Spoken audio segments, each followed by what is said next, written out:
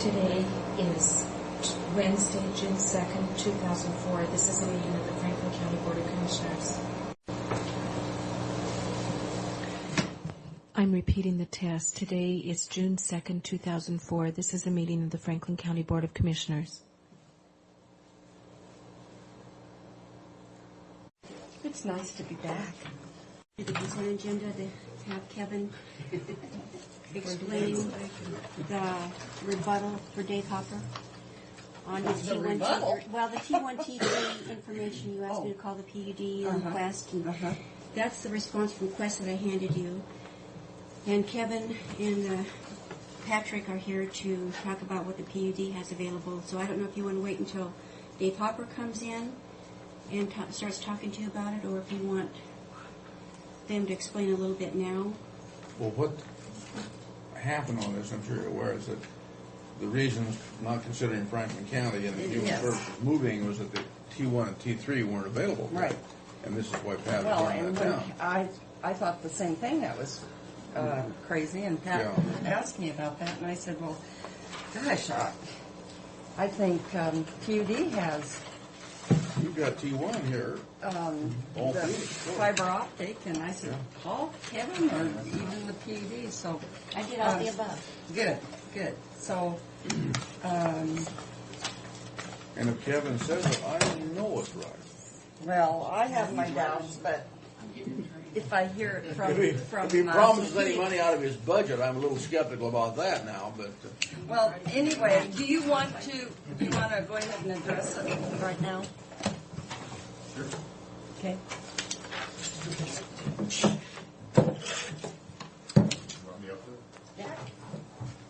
Please come forward and join us here. Well, Pat called the other day asking about this T1, T3 kind of thing, and what this Dave was kind of reporting, and I didn't understand the situation. Nice to meet you. Okay, I'm sorry. I think you and I talked on the phone. Yes, I think so.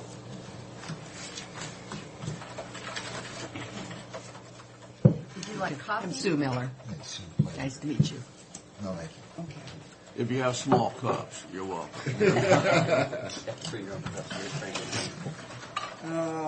So anyway, when Pat kind of explained, kind of an overview of what was being said, I said, well, that's not true at all. And we've had T1 circuits for many years. We're getting rid of them now because there's bigger and better things out there, such as the PUD's providing. So that's just not true at all.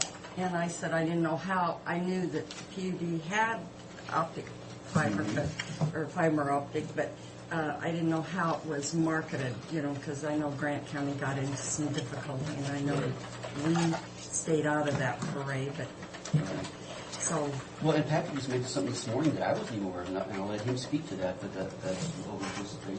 Yeah, in fact, let me just give a quick background. Currently, again, the Franklin PUD Broadband has 50 route miles of fiber operational here in Pasco. So it loops all the way around the outside downtown, goes all the way out past Broadmoor and loops back. So we have an operational system's been up for almost 2 years now, operation. We've also deployed 2 Wi-Fi hotspot antennas. One's on the CBC campus, top of the Hawk Union building. The other one's on top of the Track Arena building. Yeah. Wi-Fi's for wireless. Yeah. Wireless service. And that is a low-cost economical extension off the fiber backbone, because it is costly to deploy fiber to buildings. You have to trench or you have to bore under the ground and pull the fiber in. So the PUD, when they laid out the fiber route, looked at where were the businesses congregating, where new business being proposed to be built.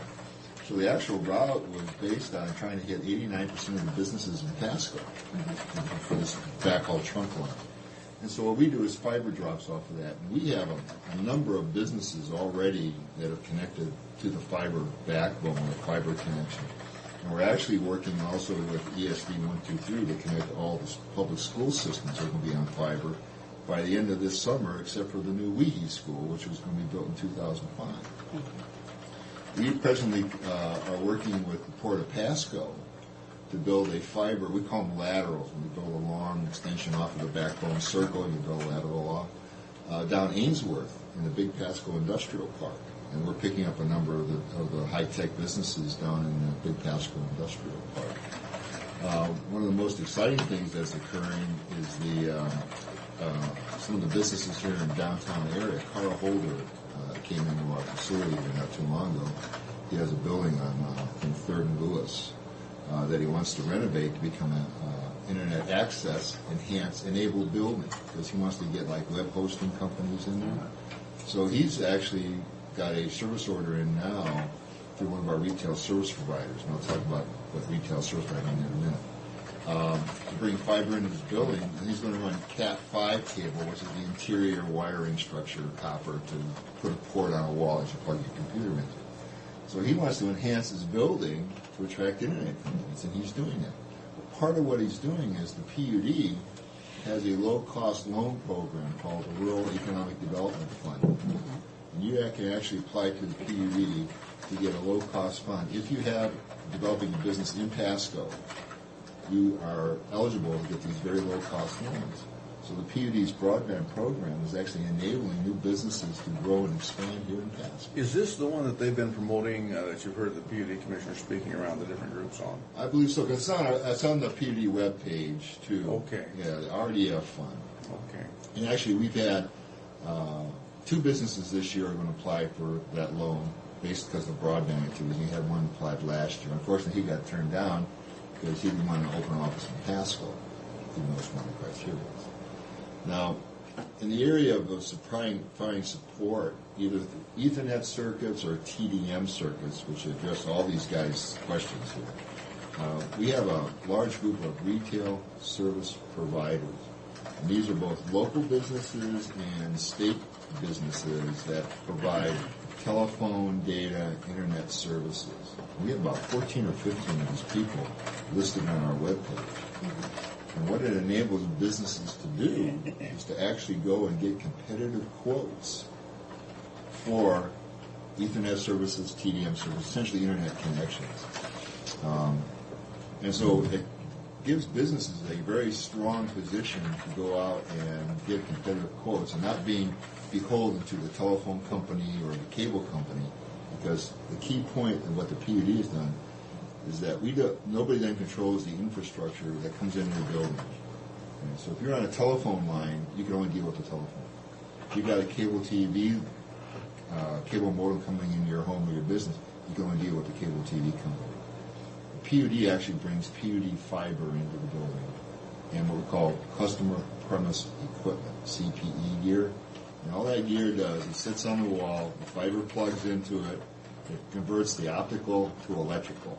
And the electrical then goes out to the offices and you plug your computer in. We own that. So any of the RSPs can offer service over that infrastructure that comes in the building. So you don't... Just by plugging into the electrical, that's taken care of throughout the building then? That's correct. If you run what they call it's a Category 5 cable. I think you might have misunderstood. Not the electrical outlet you see on the wall. Is that what you're talking about? Yes, that's what I was asking. No, it's converting the signal that rides on fiber, which is just light. It converts that to an electrical signal, and then that goes to our regular computer network wiring. Oh, I see. Then okay.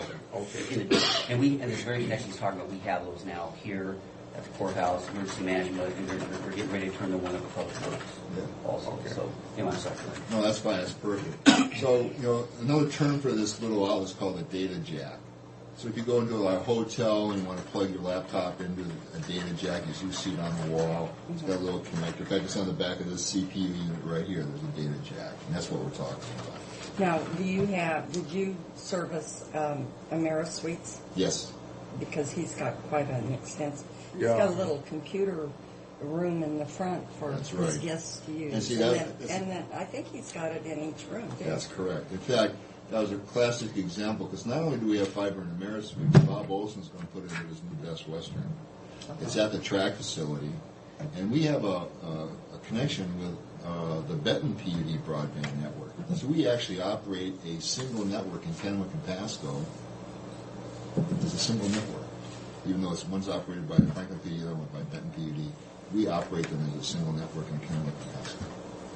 Now, Bob Olson is putting in his new Best Western. That's correct. Now, which Bob Olson? I don't know. One's the owner-operator of the Best Western. Not the one not the city Not council. Melody. Not Melody Bob. Okay. So it's been very exciting working with County IS and getting it, because they're going to a new service too that is enabled by the internet called Voice over IP, VoIP, or Voice over IP. And it's a great way to reduce your phone service costs because you start paying a flat rate for access to all of North America. You may have seen some advertisements called Vonage on TV and some of these other new ones coming out where you get a flat rate payment and you can access all the United States and Canada. But it's done over the internet, not over a copper line, the old telephone company. And so the PUD's broadband initiative has really enabled Pasco to be as good as any big city in North America. And people are starting to take advantage of it. That's interesting. That's really interesting. Yeah. That's good to know. I had no idea. You know, I didn't know how the legislation was hampering your marketing. The only thing it hampers in the sense that we cannot do retail. We can only do wholesale. Okay. So we And that ties in with that issue we got caught up in where we had an agreement signed that we could, be a service provider, but then the Attorney General ruling said, no, we can't. There has to be a third party in between us Somebody in between. and the PUD. Okay. And that's what we're doing now. We have a third party That was between your us. telco? Yes. And we have the same situation with the school districts. We used to have an interlocal agreement with the school. That's a shame. And that's You gone know, away. So I don't understand their thinking.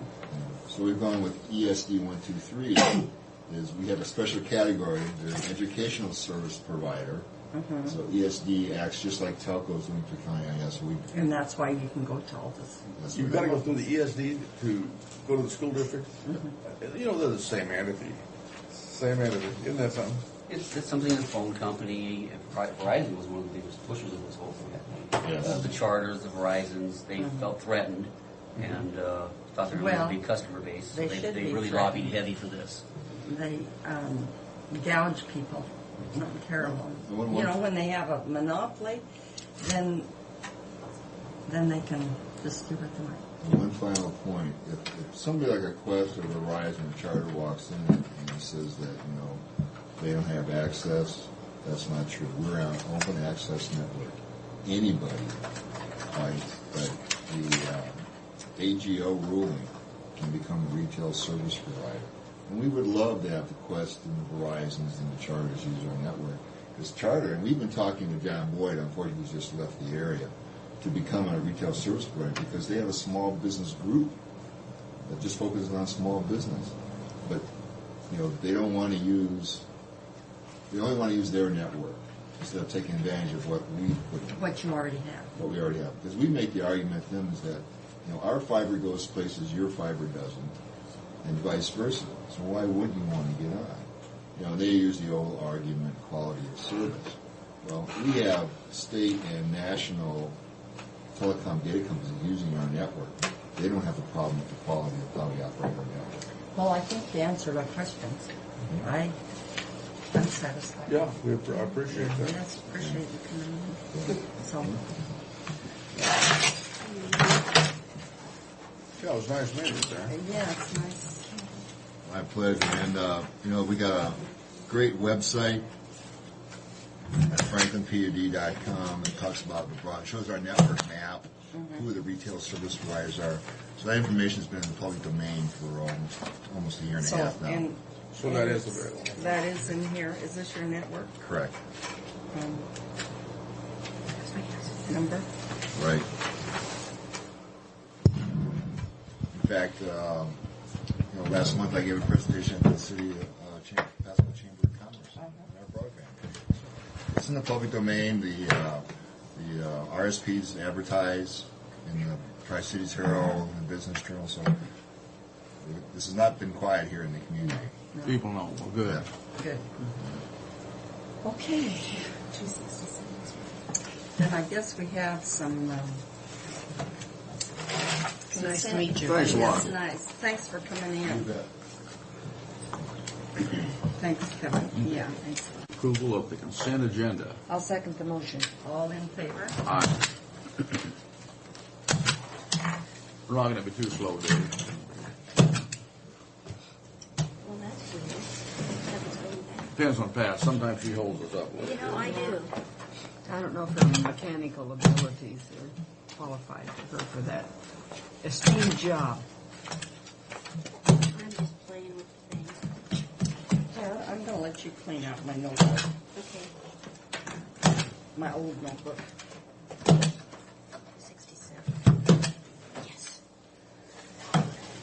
If you like, there's minutes for April 12, 14, 19, 21, 26, 28, and May 3, 5, 10, 12, and 26. I move the approval. April 6th too. Okay. I'll move the approval of that too. I'd like to have those, is that restated? Now, don't Mary? mess with Mary. I'll second the, well, she didn't make the motion, I'll second the More or motion. less. All in favor? Aye.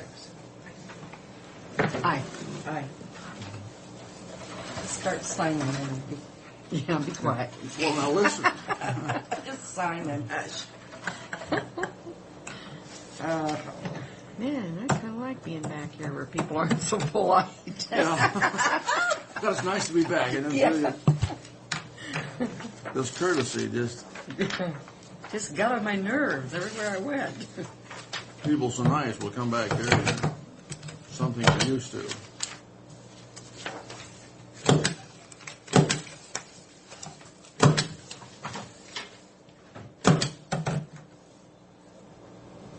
Oh, I was delayed a little bit because Carla called me from Seattle. And gee, she sounds good. She's home at her daughter's. And she's going to go on, she said, one deal of chemo and come through it fine. And she had 5 units of blood.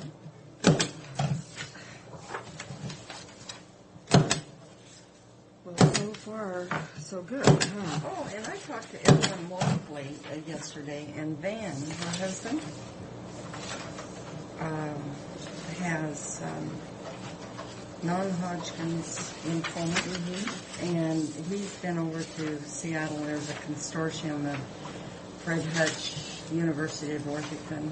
I don't know if Virginia Mason's involved or not, but in Children's Hospital, and I think he was there 6 months. And he's having stem cell treatment.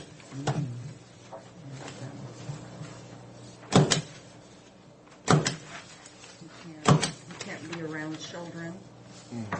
And he's going to have, after 6 months, he's going to go back and they're going to inoculate him for all of his childhood diseases because his everything's gone. His immunity.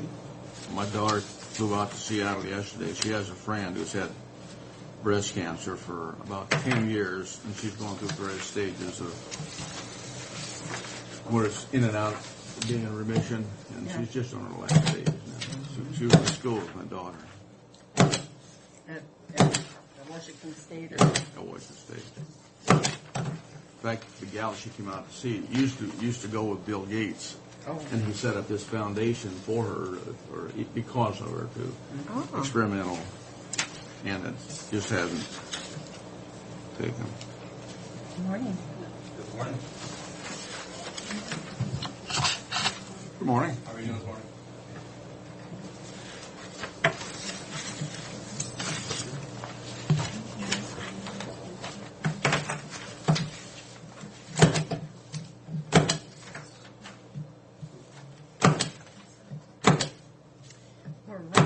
We're running a little behind. I hope you don't mind. No, we don't mind at all. We don't know what to expect, so everything will Hey, be. you'll see how county government operates right here firsthand.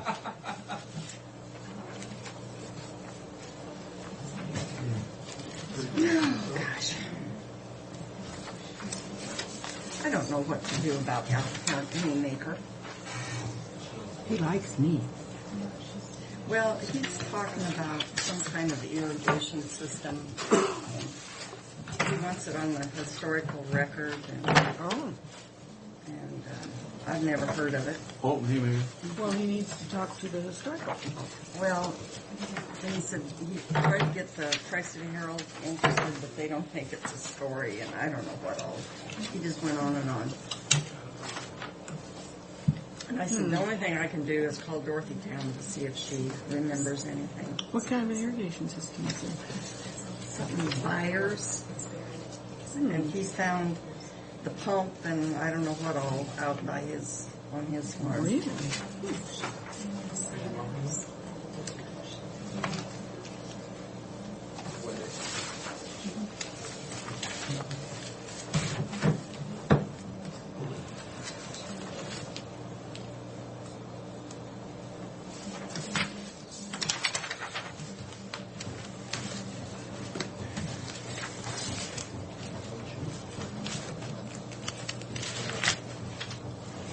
Did you get a chance to read that letter from Bill Vogler, and then they attached Sam Reed's letter to us regarding the primary election? I just, And the I funding? skimmed it, but I didn't, I kept it to read well. And I talked to Diana, and she said the only thing they can do is go back to the last one where they had to, where it was a county-wide election. I lost Have the the paperwork, but we'll find it very shortly. Can I have a Hispanic, motion approving ballot and stuff. current expense courthouse renovation, law library, Franklin County enhanced 911, jail commissary, and crime victims witness in amount to be disclosed when we find the cover sheet? So moved. Second. All in favor? Aye. That's a pretty scary proposal there, I think. It'll show up, and if not, we'll print it in.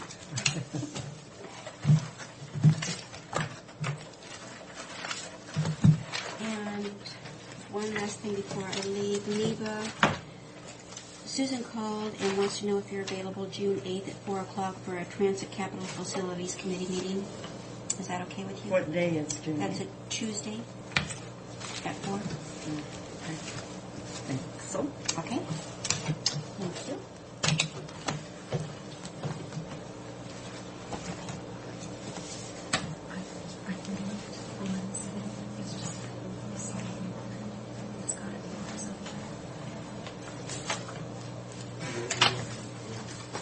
You ladies knew about the parade on Saturday, didn't you? Well, I just read it in the thing. Were we invited to be in it or anything? Or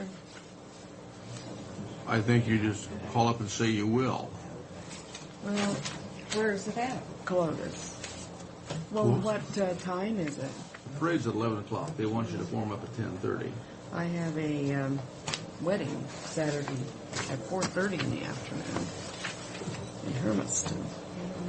I don't see how you could make it. It would be kind of touchy. The Columbus one doesn't take too long. If it's like Yeah, it's pretty. I went years and years ago, which it might have been bigger then. I'm having terrible trouble touching base with the Lotus superintendent of schools. I don't think he wants to talk to me. So you need to talk to him about it. Oh, the Community Health Alliance is having a forum about childhood obesity, Yeah, which I think is very important, and nobody else seems to. I mean, other than our committees. Larry was interviewed this morning. I think it's very important.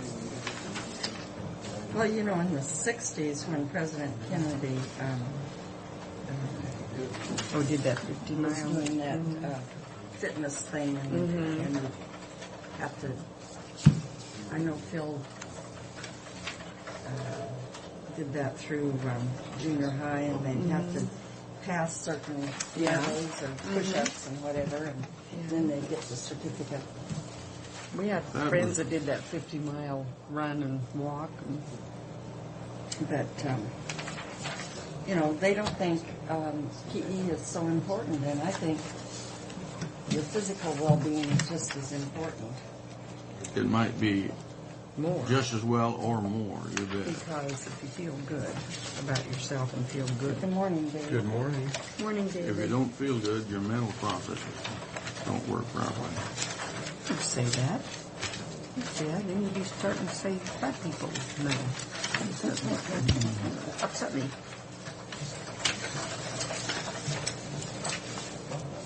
Good grief. There weren't that many of them. There's a lot of them. I guess.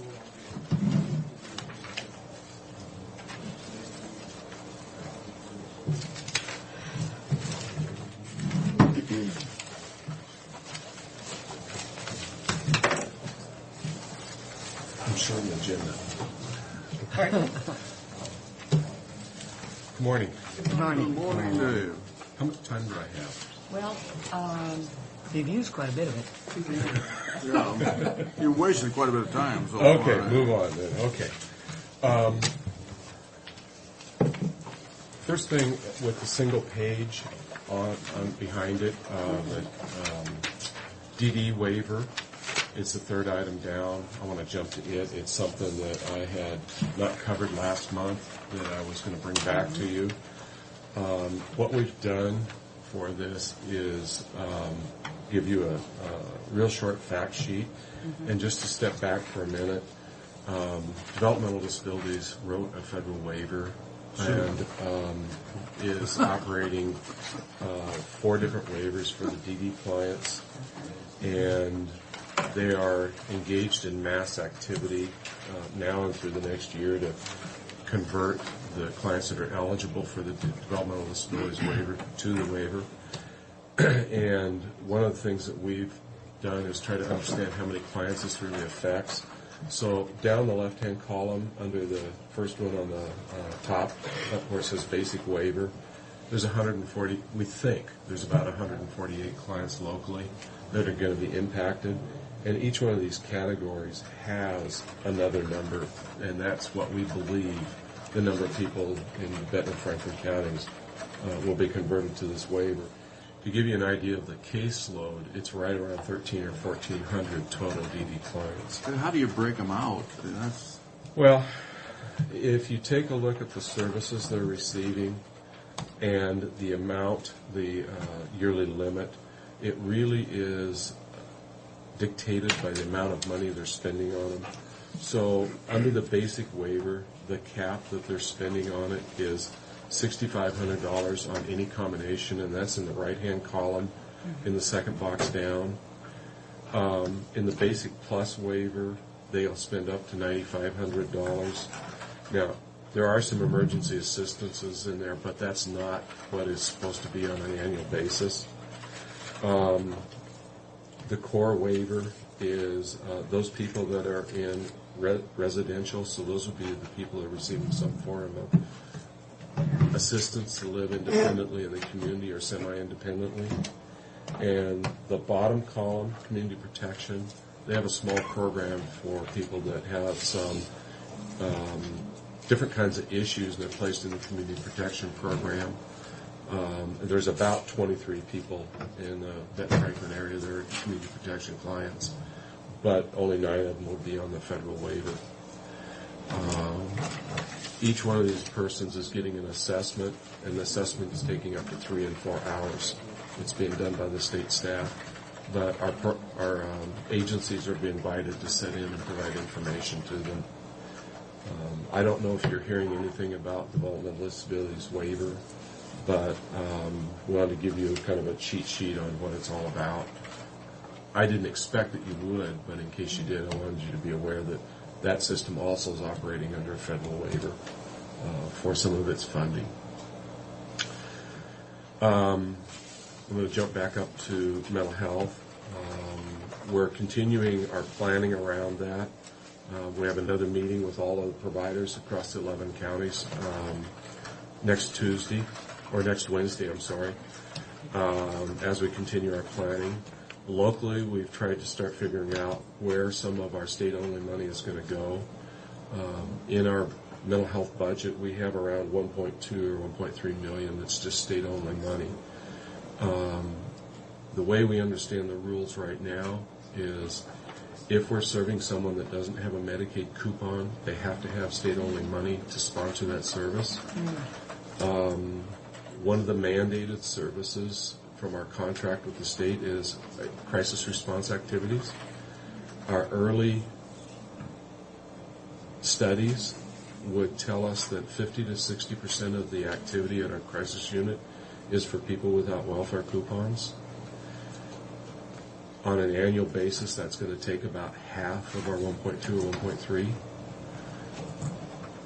We may have no state money left at all to put in outpatient contracts. We would only be able to fund the crisis level activity. There's a couple other things like residential that are a higher priority than outpatient. So it looks like, unless we're funded by the legislature, there's going to be little to no ongoing outpatient services. There just won't be any money for it. It's not a very good message, but that's our early studies. Also, one of the things that we're continuing with is our planning around our social detoxification program and continuing to enhance their capacity to serve persons with both chemical dependency and mental health issues. We believe that we need to do some modifications to the facility. We've had a psychiatrist that we work with on consult take a look at it, and he's given us a couple suggestions. If you remember, that building was built something over 20 years ago, and was built for 12 beds, 8 men and 4 women. One of the suggestions was to take a couple of the areas that are in the building now that are really for staff and remodel the building, adding to the back side of it possibly, moving the staff offices to the back and free some of that space up for clinical counseling and perhaps even adding beds. So I would like to continue exploring that. I'm in front of Benton County Monday, and I'm going to brief them on the same things. And I'd like the possibility of possibly meeting with Neva and Leo to get comments and directions from them. I'm also working with Rick Weaver out of Yakima Comprehensive and Steve Hill, the Yakima coordinator, to find out some of the processes they use locally when they did some modifications on their site, and see if there's some things we can bring here as suggestions. We're using that program for a lot of our program actual service delivery modifications now, and it really is a model that a lot of people are looking to. They've been working on their model for 8 or 9 years, so they've got a lot of experience in making the changes. So, You think that building's worth adding on to? well, I questioned that, and the response I got from our psychiatrist was, compared to what he has to work with, it's in pretty good shape. I was unclear. I was beginning to think we'd basically have to start all over, but he thought that it was entirely functional. We have been keeping it updated. Over the years, we've had to change just about everything that was put in there that was not put in for 24-hour use. It originally had, as an example, porcelain sinks. They all became chipped, and we had to replace them with stainless steel. It was just something that probably shouldn't have been built that way, but it was. And so there's a lot of that goes on just to keep it functioning under 24-hour use. But if we move that way, we're going to have to probably move fairly quickly. We'd also be looking to secure an architect that's familiar with working with the Department of Health buildings. And I'd begin interfacing with the City of Pasco building department to see what kinds of issues we'd be presenting for them. That's as far as we've been able to get so far. We heard back from the first grant that we submitted, the burn grant application. We applied for $67,000, and we were told we secured $100,000, and we're confused. We have a phone call on next Thursday to try to figure out what's going on. We have a slight suspicion that it was a form letter and it didn't get edited carefully. Because it also talked about another amount that was entirely foreign to us. So we're just counting it to a mistake right now. But it'll be interesting. Sounds like you've got it though, huh? Yeah, it sounds like we've got what we requested, and I'm not sure what to do about the extra they're suggesting. It would present us, it would present us a small issue because we have to come up with the match. Oh. I mean, we can handle the match. We could come up with it. But we really didn't plan on spending that much, so we'd have to kind of go back and see if we really could. And maybe they want to authorize it to us, and we can deal with it through contract management, too, so...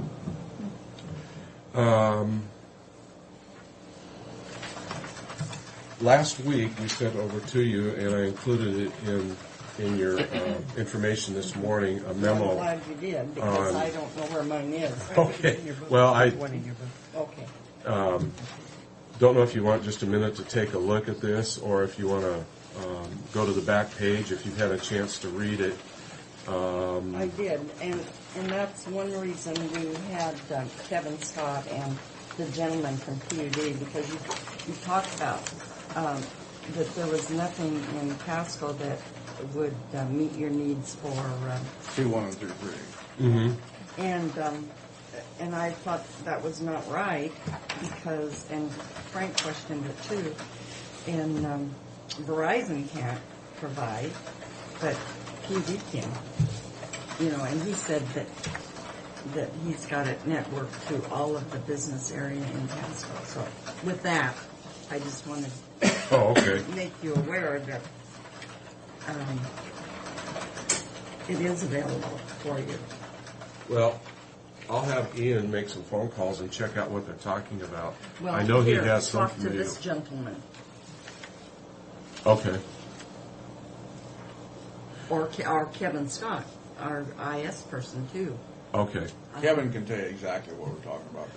Well, and I'll have to have Ian deal with it. One of the issues that we have found with some of the folks when we're working through some of the IS systems is our security system needs a static IP address. Now, I mean, I know what the terms mean. I don't know the technical stuff behind it. And some of these, I guess I'll call them middlemen on the transmission systems, do not have static IP addresses. They assign you one each time something comes in, and the security systems reject that. They're looking for one that is assigned to you permanently. And we had that experience, and so we had to change our providers to deal with that, because they couldn't give us a permanent one. It's where it starts getting really technical, and I'll have to have Ian make a call. No, he said this was set up, and AmeriSuite says it's available in AmeriSuite's hotel out there now. Yeah. But also, you know, we've got the prosecutor's office and the courts and juvenile and of course that's in Benton County, but there's security issues and we've dealt with them. So Okay. but the IS gurus need to get together and talk their language with one another, because what I know is dangerous.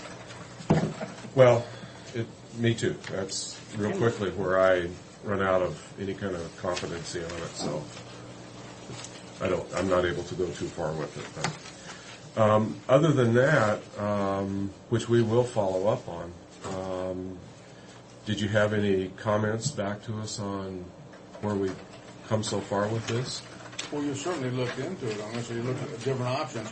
My feeling on it, Dave, you know, when you mentioned that T1, T3 you kind of discounted this area because of that. This is why we looked at it. Because if it was available, I mean, there might be some options here we could look at in Franklin County. Well, and I have to admit, our experience so far has been with Q West, and trying to get them to be responsive, setting lines up with our providers has been really, really difficult, because you end up going through one phone company and then another phone company, and they covered that this morning on this when this Pat came in. Well, I'll have to have Ian check into it and find out really how well it might meet our needs. Why don't you stop in and talk with Kevin on the way out, and he can just give you a brief. You know, to be honest with you, he's going to be talking over my head so quick. Technically, Okay. I really need Ian involved in this. Okay. It's beyond my Have capability. him talk to either Kevin or Pat Yeah. on that thing. Yeah, I will. And as you can see, you're beyond us very quickly here, but we know the basics, and we know the basics. Yeah. Well, and so far our experience is trying to get lines set up to the programs that we're working with over here and working through the phone companies, and it's not been Well, positive. he made mention that there is a single trunk between Benton PUD and Franklin PUD. So there is a connection Yeah. between the two counties. So, but like I say, you need to have your computer person ask the right questions and get Yeah. the information. But I know Don Clark. He's an attorney. I don't know if you remember him, but in Pasco. But anyway, he's got a rather nice office building that he's been trying to sell or have long-term lease. And I don't know right now if it's available, but it's on West Clark Street, and it is a nice building and nice conference room and stuff. So it's something that.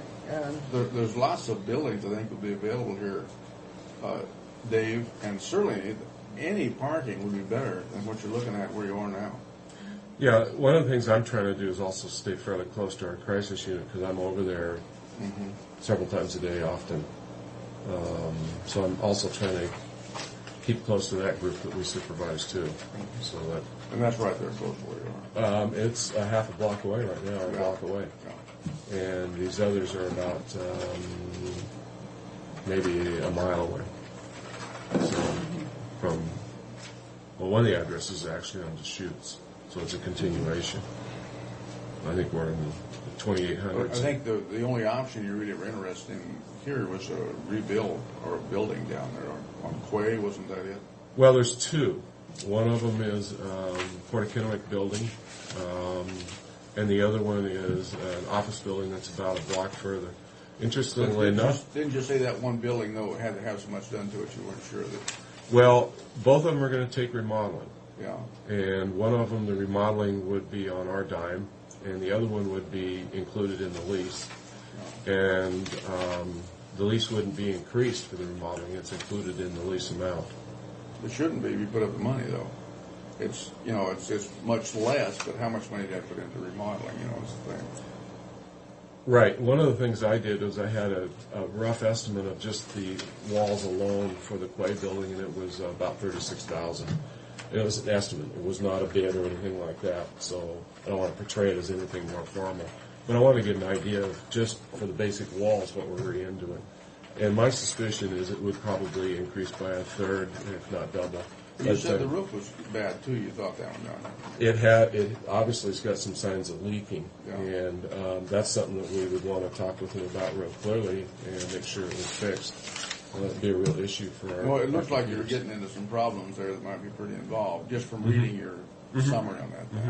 I Yeah. think we better move on. Okay. We've got a public hearing for Okay. a short plat, and we're fairly late right now. Okay. Thank you, Dave. Thanks, Dave. So thanks, Dave. Thanks. Good morning. Morning. Sorry for the delay. Morning.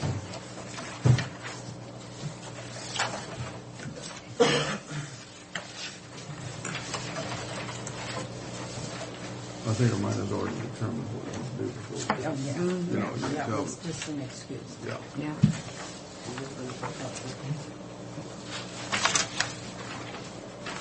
Okay, we're here for a public hearing in regard to a short plat for Lewis. Okay, Salsa. Preliminary approval of short plat,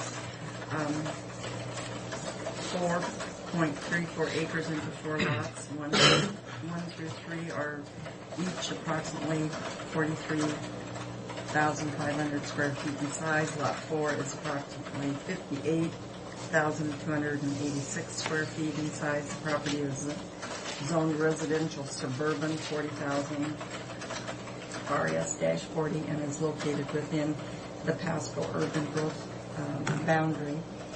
Make known that Commissioners Brock, Corcoran, and Miller are present, along with Mary Withers, our clerk of the board, Greg Wendt, planner, and Jared McPherson, planner. And there are people in the audience. And with that, are you going to do this, Greg? I will. It's short plat 2004-04.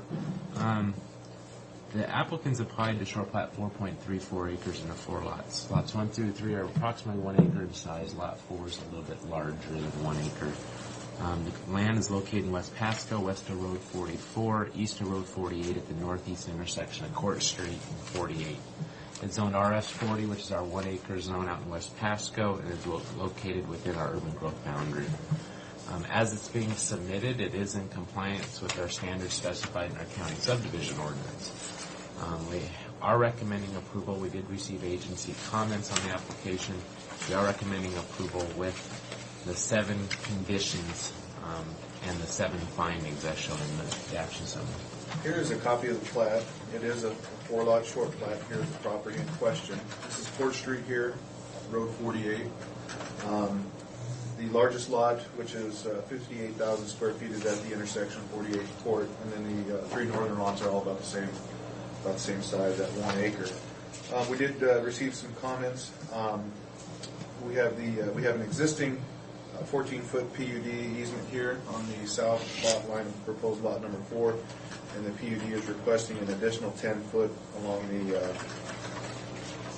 front of lots 1 through 4. I can't read it upside down very well, sorry. The City of Pasco, along with Public Works, I believe, is requesting an additional 4 feet of right-of-way for a total of 40 feet along Court Street there. It must comply with the Health Department requirements for on-site sewage disposal and domestic water, whether that be city water or well water. We met with the fire marshal, and there is water that runs down Court Street, and then there is a T here for future connections to the city water. So we're requiring, or the fire marshal's requesting, that a hydrant be placed at this location. And we broke it down into 2 options. If the applicant wishes to supply city water to the 3 northern lots, then we're going to require an additional hydrant up here when he extends that line. But these 3 lots are large enough to have individual wells on them, so we would have our standard separation requirements. So there's some flexibility there on what the applicant wishes to do. Irrigation district requests that each lot has a valve. We have our standard park fees. This is in the urban growth area, so each lot is assessed a $300 park fee for the urban parks. And short plat approval is effective for 1 year. So with that, staff would again recommend preliminary approval of the short plat with findings and conditions.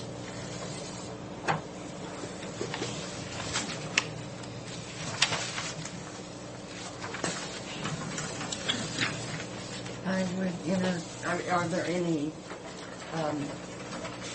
comments for this? Pardon? I mean, you don't ask for public comment? Yeah. Okay. I would entertain anyone that would like to speak that disapproves of this short plan. Is there anyone in the audience that would like to speak against the short plan? I'm Willie Kinkelship. I live across the street. I don't know if I'm opposed to it or not, but I'm concerned about what kind of traffic might be flowing in and out of there without a traffic light. The way I heard or understood, there's going to be 40 children at that location in the daycare. And that would probably increase the traffic to 80 to 100 cars per day. Is that a location for a daycare? Yeah, the commissioners, you guys. So that's the one that we already approved then for the Right. daycare? And the access to the daycare is off of Court Street. And there will be only 4 accesses onto Road 48 for the new dwellings. We did work with Public Works. They felt that if problems were to arise, we could address them down the road. We'd have to work out some sort of arrangement to whether it's a right turn in, right turn out only for the daycare or something along those lines off Court Street. But for single-family residences onto 48 for the intersection of 48 and Court. Really wasn't an issue as far as congestion on the intersection, was it, Mr. Fleck? No, the intersection is actually state tax. So if there would be a light, it would have to be through the city. And they didn't make any comments City didn't. regarding that as Okay. part of the short plan. Well, I think we had some concerns too about the amount of vehicles early morning and probably around.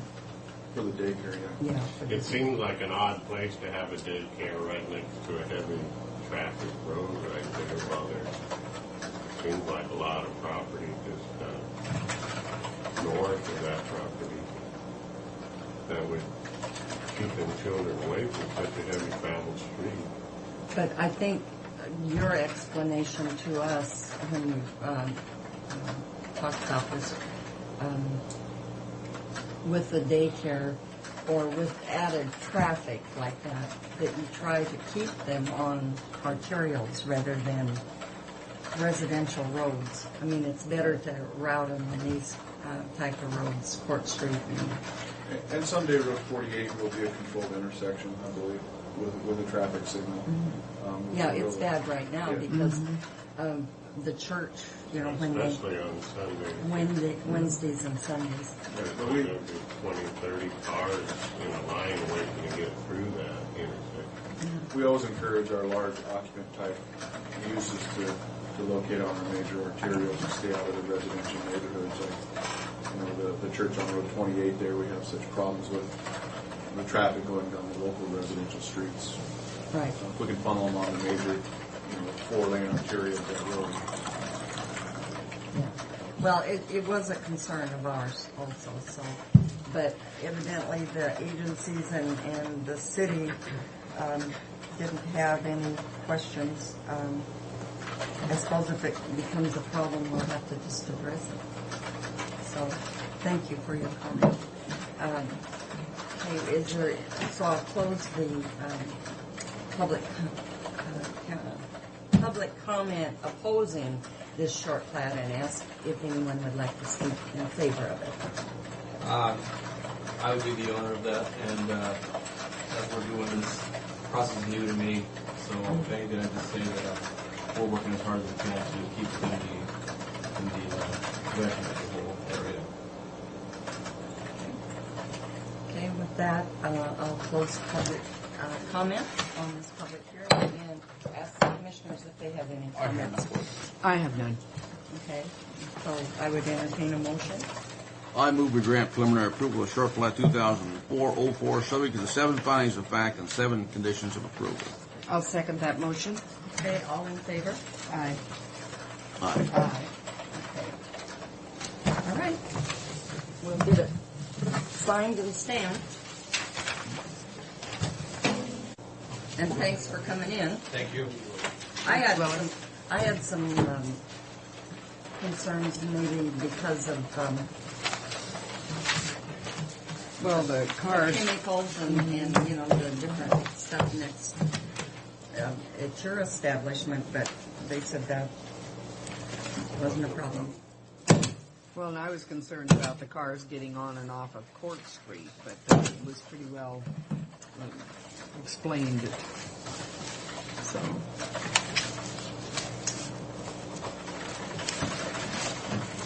Thank you. Thank you very much. Thank you.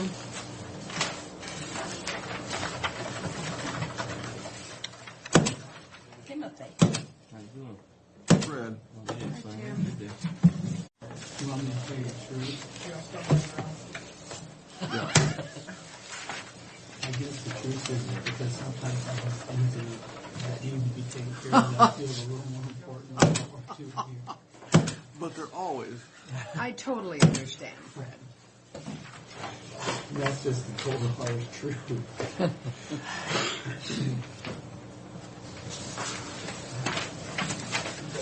Okay. Most vouchers.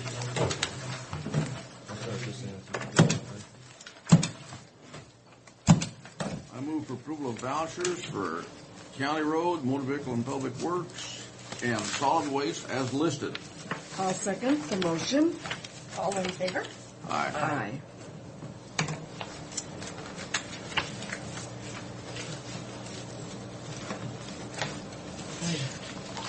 This shirt's cleaned down. Mr. Went just got back, didn't he?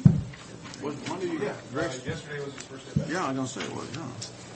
In the beautiful state of Maryland Oh, and DC and Virginia. And every place else. Did they drive? no, they. And then grandparents got to enjoy baby. Yep. Did they get to bring their baby home, or did they get kidnapped by grandparents? No, they actually drive. All right. I tried to send Riley with it. Stipulation that they keep her for a while. Isn't it? For summer break. Yeah. Thank you. How he talks about his I know. Riley.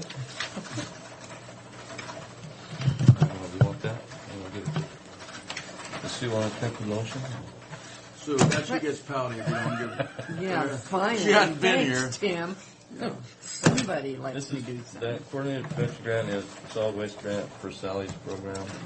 It's our agreement, so she can get reimbursed for all the stuff that she does. Okay. Is that staying pretty stable? No, it's going down. Uh-oh. Yeah, she said she thought it would. I mean, and like I told her, the only, it's going to get to the point where the only thing we can cut is her salary, so. Unless you want to eliminate the oil place and all the Yeah, stuff that that's we a do. terrible important thing. Really, that's, God, we need that so bad. You know, if we don't have it, Yeah, then You know, it that's- just gets it gets done. spilled everywhere. Yeah, it gets done. Okay, I move approval of the interagency agreement number G04000329 between Franklin County Solid Waste and State of Washington Department of Ecology.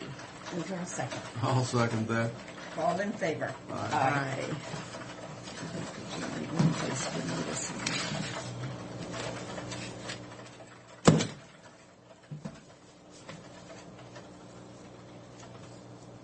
There's 3 of those resolutions. So. Oh, Uh-oh, I just signed one. all attached together. Some for Neva, lots of them for Neva to Yeah. sign.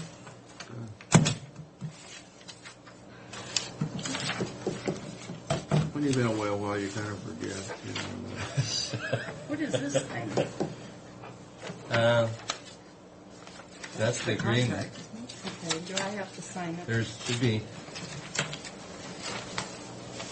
There's an agreement and then there's a procurement thing. There's 2 agreements and a procurement thing that Darren's looked at already. So. That they want to sign.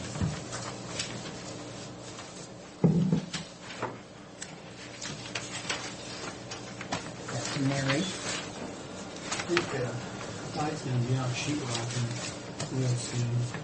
Yeah, we're using that work release guy today to tear everything down. All the existing stuff off the wall and then we're going to come out tomorrow. I thought that would be easier. A lot of that stuff that was on there was loose and not in good shape, so easier to start over. What is this behind here? Am I signing? Certificate.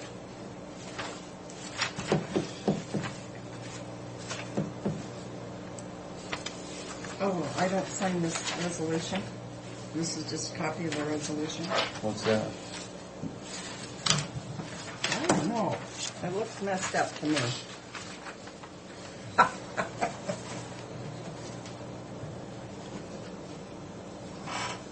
It's got Heidi Ellard in there. No, this has already been signed by you guys. This is your for just small works roster. Oh. Well, that's, it's That's not. our procurement policy. This is Okay, attaching but that attachment isn't signed by anybody. it. No, it's a copy. It's just a Apparently a copy. copy that she didn't, it's not signed. You've already signed it. Okay. Well, don't confuse me. Well, Sally put it together, so I'll go back and portray that to her. Yes. Yeah. Tell her. Tell her we're very supportive of her position. My God, that's as long Well, as she she's does a supportive better of her job. program. Of her program, not necessarily her She position. doesn't her program. necessarily need to be there for those programs to function properly, right? Well, plus the fact Yes. she confused me. Here's one to each of you. We received a request from Rodney Burns to put in a shop out there near the subdivision. I've got an aerial that kind of probably is more self-explanatory as far as where he's at.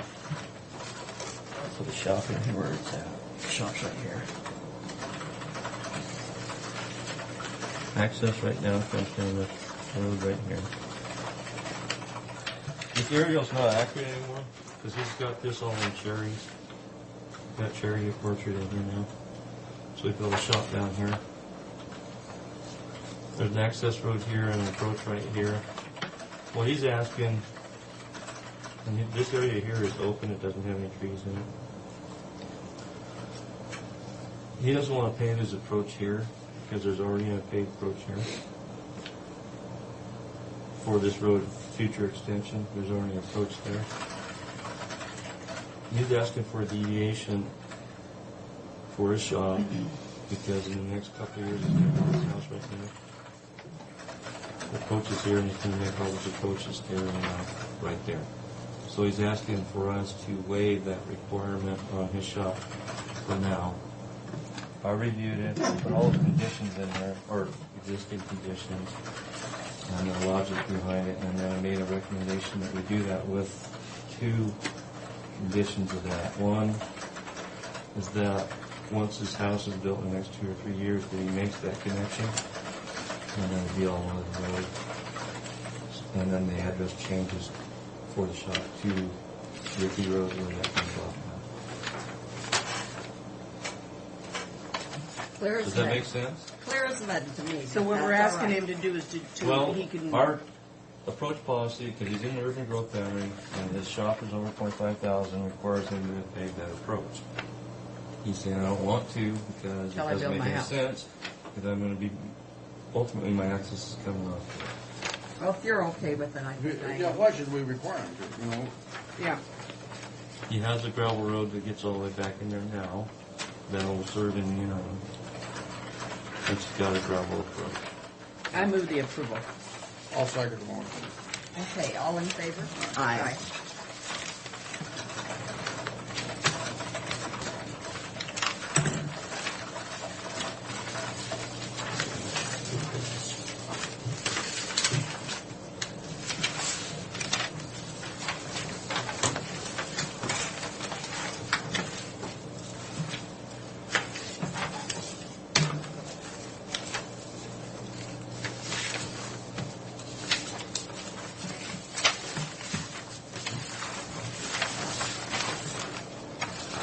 Seen one of these for the longest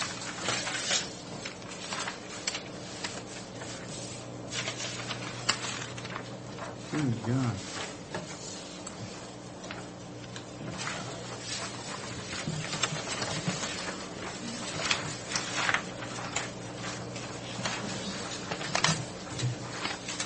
A little map here. Those are all, the sheet I just gave you, all the roads where we did that training for the ADTs are between 100 and 300 on gravel roads. Because we were going to look at those for as far as going to 35 mile an hour. The other screening we did on that, and here's what it came up with. First ones we're recommending if you want to do that we go to that speed limit, is that they needed to be a sufficient distance in order to get up to speed to where 35 or the speed limit isn't even an issue, not curvy, and then they had to have houses or places where people live on them. And here's what we came up with. And those are actually, if you look on the sheet, are the ones that have the ticks beside it, or whatever portrayed on here. Basically, anything over here we kind of ignored because most of these don't have a whole lot of vehicles. They don't have much traffic in the dry And lane. they don't typically have 100 vehicles. a Yeah. day. So that brought us over to this area. And you notice most of them are closer to here, but that's where the bulk of where you people live or in the traffic. Your volume of your traffic down the connecting roads between your main. Well, we did find some up in here that were affected by it, and then you had like Ringo River Road. We've already had complaints out here from people in Dust, and we do have some communities in here or subdivisions, that's what you say. And then like Fur Road, which is obviously one that has been an issue for a long time. So that's what we came up with. There's a lot of people live there. I don't know if you want to take your time and look at that list and see if we missed some that you think should be on there based on that list. I just want to see if Birch is on there. It's not on there. I already checked. Birch is on there. It's green. Birch, Dayton, Bellevue, Alder, that little piece of Alder over here. Now, to do this, I want to know who You have to the do loudest another speed complainer limit. was. I want to know who the loudest complainer was. All those people. I think you know the answer to that one. You want me to publicly say it? well, What looks like just a little piece of green, when you get out in the actuality, is a big piece of dirt. I want to tell you. And in the summertime, my God, cars move down there fast. They really They do. do. When where I lived out on Muse Road, anytime you looked out my kitchen window towards the corrals, there was just dirt. You'd see the dirt going through, the dust going through. I was going home last night, and I stopped about a half mile from my house to get out and pick up some junk I saw on the road. And I had just in the time I had 5 vehicles pass me, and they weren't going slow. I mean, they were really whipping down the road. I like to have given them a ticket. So if you want, like I said, you don't really need to make a decision today. If you want to review those lists and make sure that all of them that you think logically should be on there are on there, that's fine with me. The next step would be if you're saying that this is the way we should go, and that doesn't mean we can't add later, but this is the way we should go, that we can start the process for redoing the ordinance, the speed limit ordinance. What's that going to cost us? The signs, we haven't done that. Okay. You're going to look at least 2 signs for each green spot, and they run about $50 by the time for the post and a sign, and then whatever it costs to put it up. So you're talking $100. So $200 for each green section here. You're looking at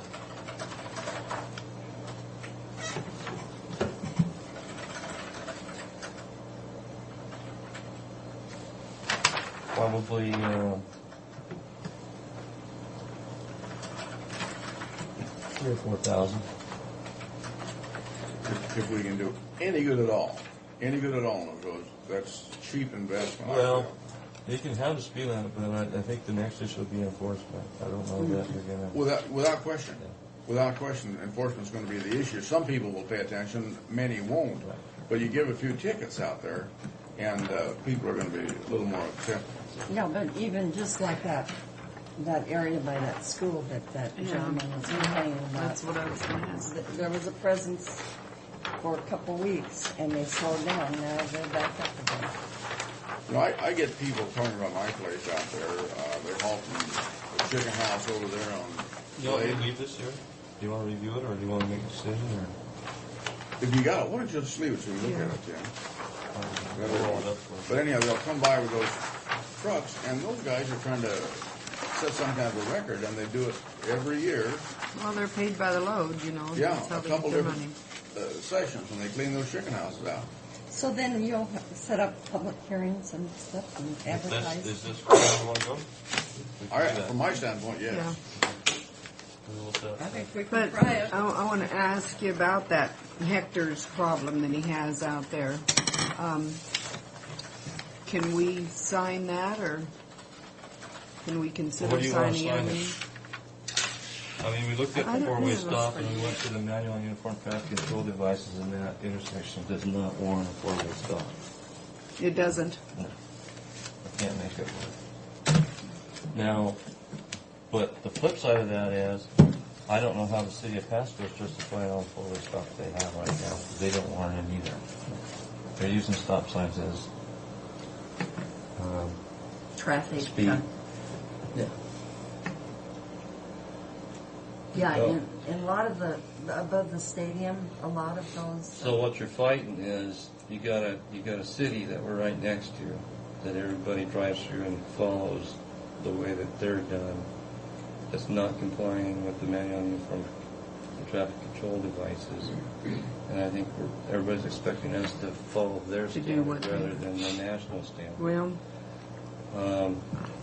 You know, I can't, from an engineering standpoint, say that put a four-way stop, but if you order them, if you all put it up, I mean, that's the bottom line. It's something, you know, we got a school there, we got a problem with the kids, and I don't know the solution, except we do need to try to do something. I can't say what that best way would be to Because go. then it's a legislative mandate, not a yeah, traffic. not a necessity actually because of need or. Well, let me ask a question. I wouldn't recommend you do that, but it would Well, comply maybe with we what the can city's go. doing. Maybe it would help if we would. I'm sorry. No, go ahead. I was just going to say, you know, the traffic manual that you're talking about, if you were to err on the side of caution versus the other way, I mean, if I can bring it and go over that, but it doesn't. It's not even close. I mean, they go by traffic volume. There's 2 or 3 things that can trigger it. And we're not even close to any of it. well, I think the problem that we're having here is that we've got a school area kids. We've got basically a sheriff's department that's not patrolling because we have a problem out there, and what would be the quickest, easiest solution is to slow these people down. The stop sign, and the reason I say that don't use them that way, I mean the city does, is there are studies showing it's kind of like a speed bump. Entrapment.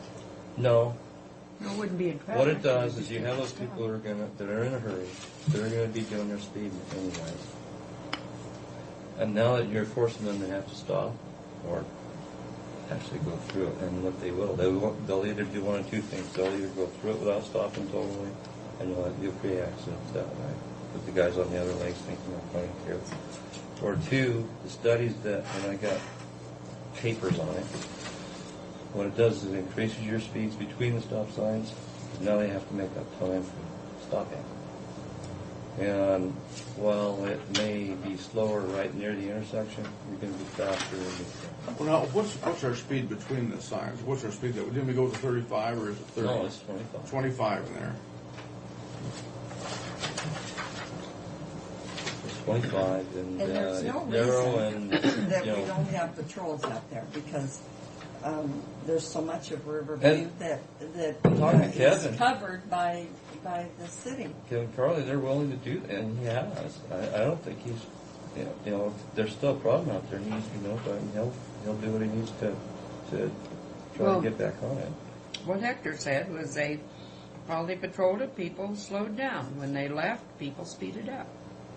But if they gave enough tickets, heavy enough, in other words, instead of being a $50 or $25 fine, they sock that fine near schools.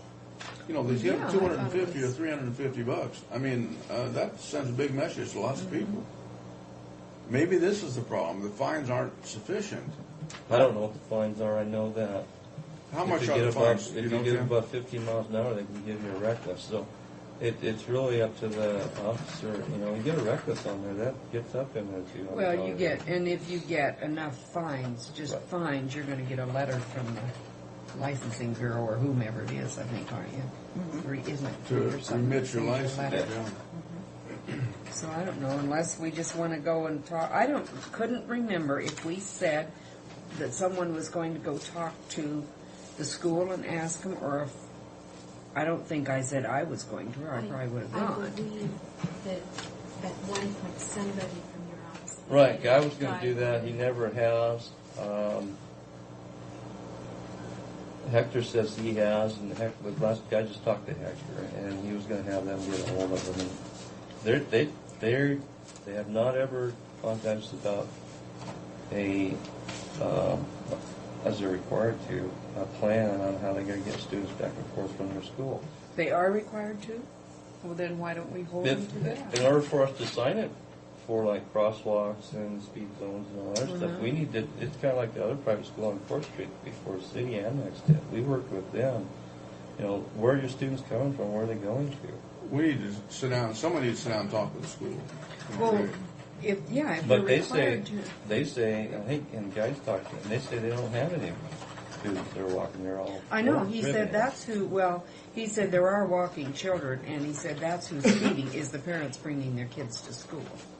Oh, that's well, the he's speeders. approaching it. Yeah, see, I'm approaching it from, we need to know where, if you have people who are walking, we need to know where they're coming from so that we can assign it appropriately and put crosswalks and that sort of stuff. And that's not going to, it should, but it's not necessarily going to slow them down.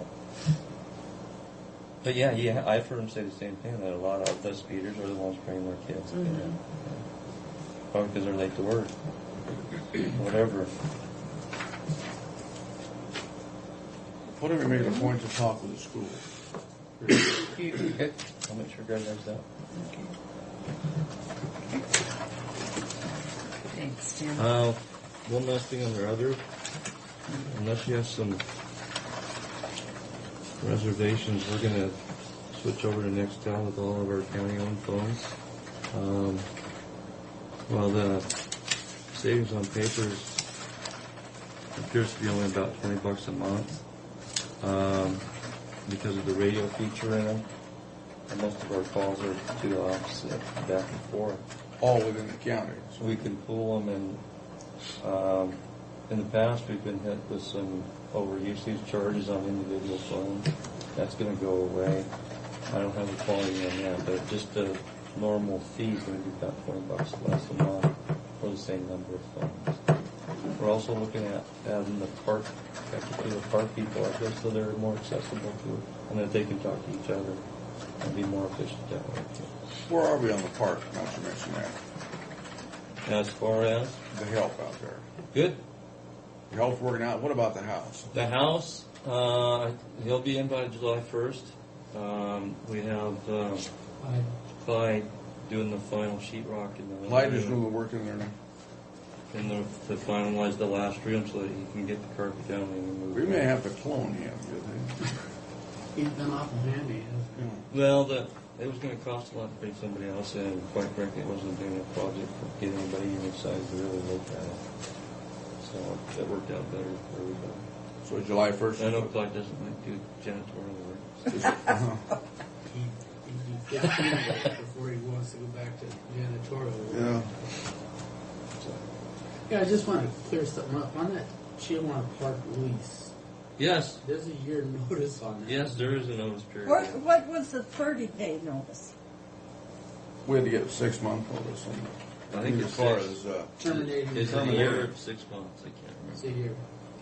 but we needed to give the notice in the eventuality of this H64 passing. If we have to do something, that'll be something we'll have to look at. And we don't have to do anything, just give notice and just forget it if we got the money. Well, you can give notice subject to that passing. Pardon me? You can give notice subject to that passing. Or, That you'll, if it doesn't pass, then if it gets on the we ballot, intend to continue we're going to to give operate. notice. If it makes the ballot, it's going to pass. I think the only issue is whether it makes the ballot, in my opinion, anyhow. If they get the signatures to get But it on. that's, yeah, I can verify that, but I believe it is. I know there's some notice on there. Yeah, I thought it was 6 months. Well, I just lost a bet with him. What? What bet? I said it was 30-day notice. I thought that's why that lease was such a good one. Well, the lease is such a good one because we didn't even have that ability before. Yeah, I know. We were stuck till 2027. To be associated with such habitual gambling is just a thing that troubles me. That is troubling. This casino thing has just gotten out of hand. How did your, by the way, how did you do that? Faded in my time. I spent $400 my whole weekend. I asked her. I don't know. She was happy, so I guess she was. And I won a $1,440 and 500. But it still cost you $400? Yeah, but that was my food and. Jeez, Neva. When you win, you win. The fact that you spent $2,000 to win that. So No, she didn't do that. I spent $400. And you had a good time. I had a good time. Good. Paid for all the meals and for Jackie and I. And, Not too shabby. oh, and I gave Jackie some money and I gave David some money. So actually, I only about 200 because I give them each other. Well, actually, when we are your associates here, I don't recall you Yeah, why don't you share sharing with your us? winnings. I just share my winnings with my family. Fine. Well, we're your associates here. We thought we were like family. We found out today. We know differently now. Okay. And there had been a joint resolution floated between the two counties for a new way to split the juvenile justice center operations budget. Right. And at that time, there was some bizarre language near the end that appeared to try and deal with how do we mesh this with prior resolutions, and then it had some other things thrown in that seemed to confuse everybody about what it was really supposed to do.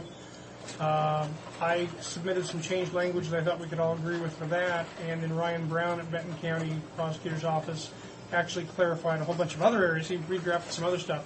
So it is actually clearer now that all we're doing is that historically there's been one way that we did the proportionment of the budget. For various reasons, that's at times caused problems, so now everybody agrees they want to go to this 5-year average based on populations during juvenile age groups. I'm not saying that very well, but I think you know what I'm talking about. But we agreed to everything on that. Right. The last paragraph is the only thing. And the last paragraph, or what used to be the last paragraph, effectively says now, it says that, the actual paragraph that we're trying to rewrite is clearer now, simply to indicate that any prior joint resolutions on this subject are superseded by this resolution are hereby rescinded.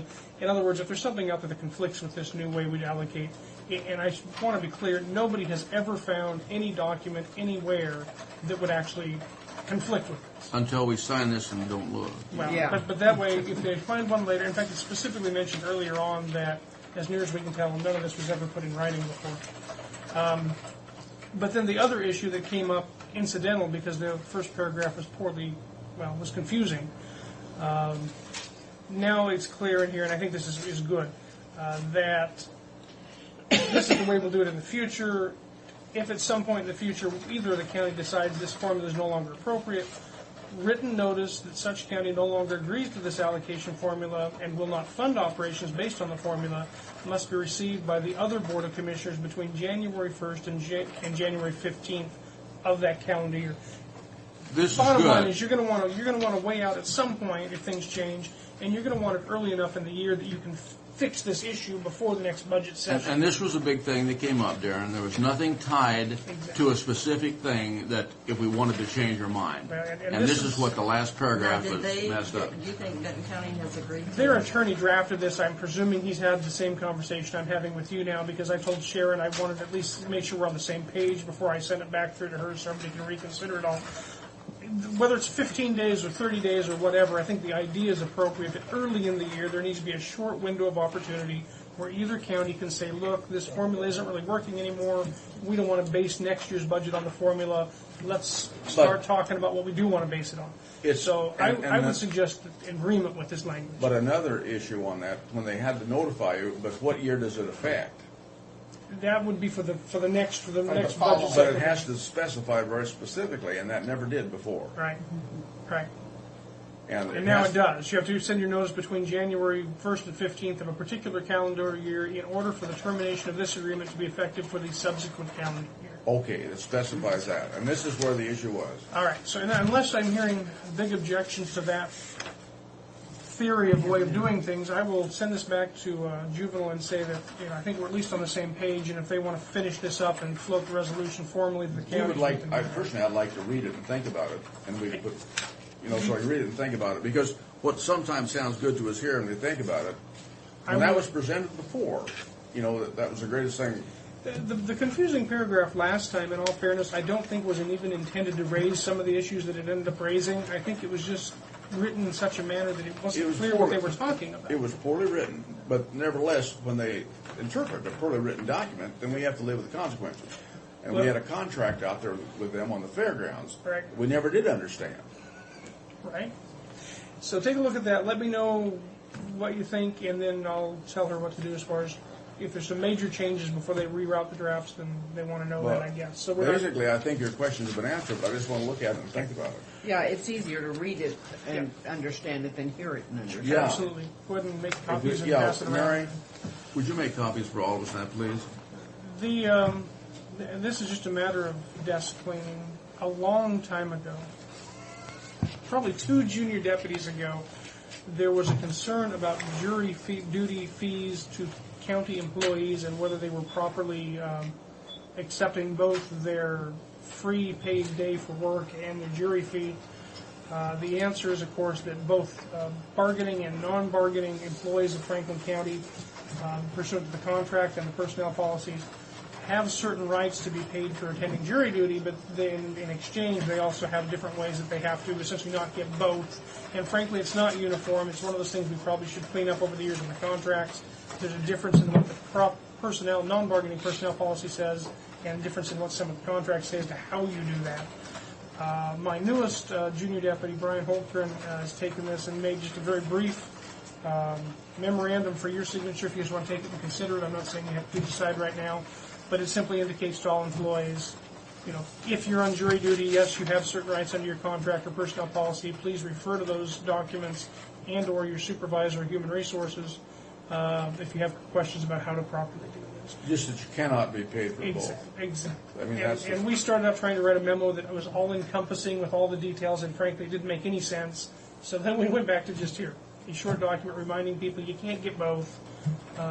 Please take a look at your appropriate documents and talk to human resources if you still don't understand what to do. I think it's simple and easy that way. I don't have any. And frankly, I don't know that this has been a big issue. I don't know how many.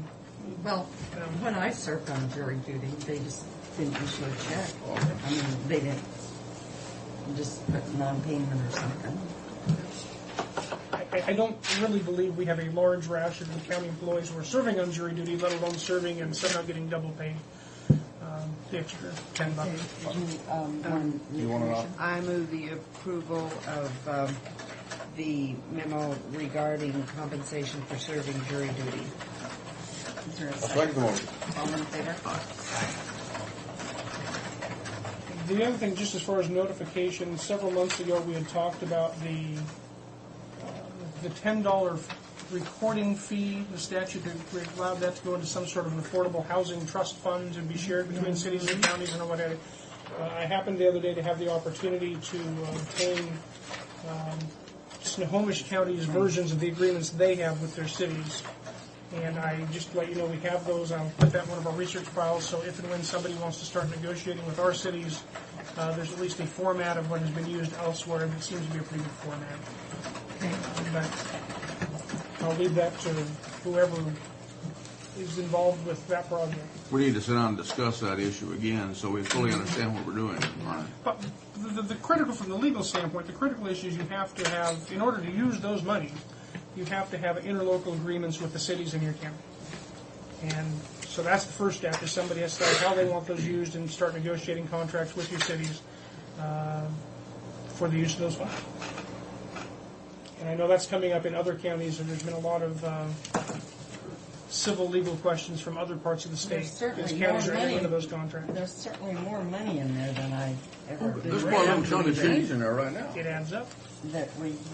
And we don't have any process for doing anything with that funding right at the present time. Apparently all the counties are getting that same critical mass, because like I said, there's a number of other counties that are suddenly wrestling with this issue and doing the same thing I'm doing of finding other people's forms. And so anyhow, we do have those. We can look both over and see what route we want to go. The last thing I have is the current pending civil litigation, so unless you have something else before we go to executive session, I'll need 10 minutes of executive session. Thank you. Sorry, folks.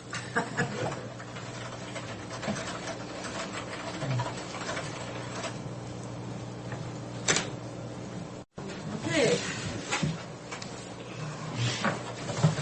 Hello. Good morning, Ray. Hello, hello. That's for all three of you. Hello. Hi. Good morning, Mel. Thank you.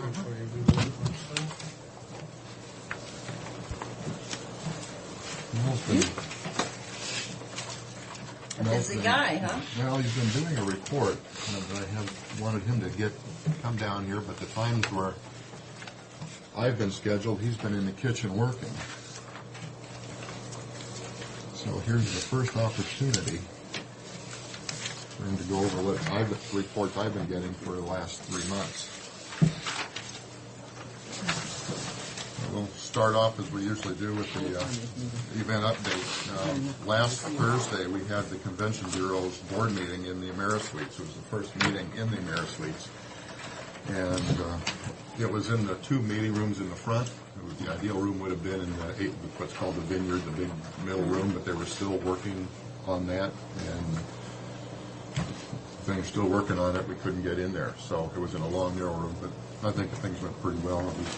I was pleasantly surprised that voices carried down that room as well as they did. We did have microphones, but the voices carried pretty well on there. So first event that we were involved with was in that Convention Bureau meeting. Mel put together a breakfast for them that was provided by the Amerisuites. They bought all this stuff, but Mel came over and cooked it up. ERN4D is a barrel racing that took place last Thursday through Monday. And there was about 2,400 as we count them through the whole weekend. Last year there was about 2,000. They had a few more people this year than last, is what I was saying. They, from a standpoint of competition, they had a 16.72, which to our knowledge is a track record in the barrel racing. They had 2 of those. And things, from a competitive standpoint, I think things moved pretty slowly. A big time now. Yeah. We had a couple other issues with them as they were utilizing everything we had out there. One of which was somebody ran over a sprinkler control box that got replaced first thing yesterday morning. That's where they go where they weren't supposed to. Yes.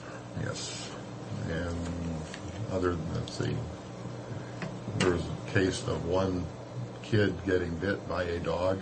No damage done, but just the impact of that further reiterates our problems with dogs. And if we were to control it, our only option would be to have security guards posted throughout our grounds area and have them enforce it, because people bring their animals with them even on a day-to-day basis. Were they quite a few of them out there? Yes. There were at least 20. I counted at least 20 when I went through there. There was a lot of them. And you can multiply that out. Dogs out. are protective of their space, territory. Of the territory and their owners, you know. So that continues our issues with dogs.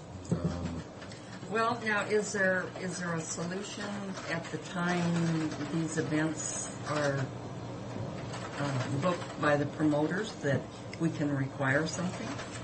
When we do the contract for the future years, that's got to be in the contract, and that's got to be stressed by them from day one in all of their correspondence with the Otherwise, I think, if a certain dog is going to be like a problem, they'd have to I think leave. we can come out and say Remove them. specifically, we can specify on breeds that say like there'd be no pit bulls or Rottweilers, period, or German police dogs, or things that really.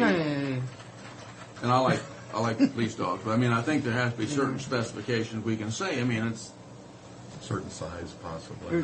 Maybe a size without. Might be something. Well, and we do charge for the dogs and the RV park. That's correct.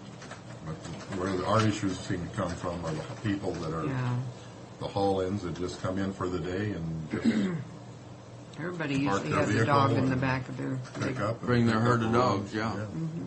I know that it's not. I know that the producers of this past event and producers of other shows, Butch Roush, who you met, are very supportive of the no dog policy. No dog policy. So it's a matter of them getting the word out to their people, and then for us, and I say collectively, to have enforcement out there, not to have the without letting people know ahead of time, and without the enforcement, it'll just be chaos. typical situation where people do what they want to do. So you have to have the backing of the show. Yeah, where they otherwise are, you didn't really mean it let when you them said know. it. Let them know. What do you think? Would be your recommendation on a no dog policy? I mean, how far do we go up? Because I think this is a big issue and it's important we address it early here. It's something that we should put in the contract. There's just no dogs allowed, in my opinion. Period. End of story. For these equestrian events. Now, you may make the stipulation in the RV park because you're looking at a whole universe of events in the RV park and people coming in off the road. Travel with their dogs, usually small dogs. And if you're driving from Missoula to Portland and you stop in our park, and you happen to have a dog, well, I don't think that's the one we're going to have a problem with. The one we're going to have a problem with are the farm dogs and just the pets that people bring just so they can have companionship as they drive down the road. So if they come in and use the RV park and come here like for some horse event, and they have their dog with them, they got to leave them in the RV park in the rig. Either in the rig or leashed. Or leashed on their But side. people have got to clean up after dogs. You get 20 dogs out there, and 20 dogs are going to make messes out there. You just can't. God, it's terrible. It is. Well, we had our crew go through, and they cleaned it up yesterday. You had a crew? Oh, yeah.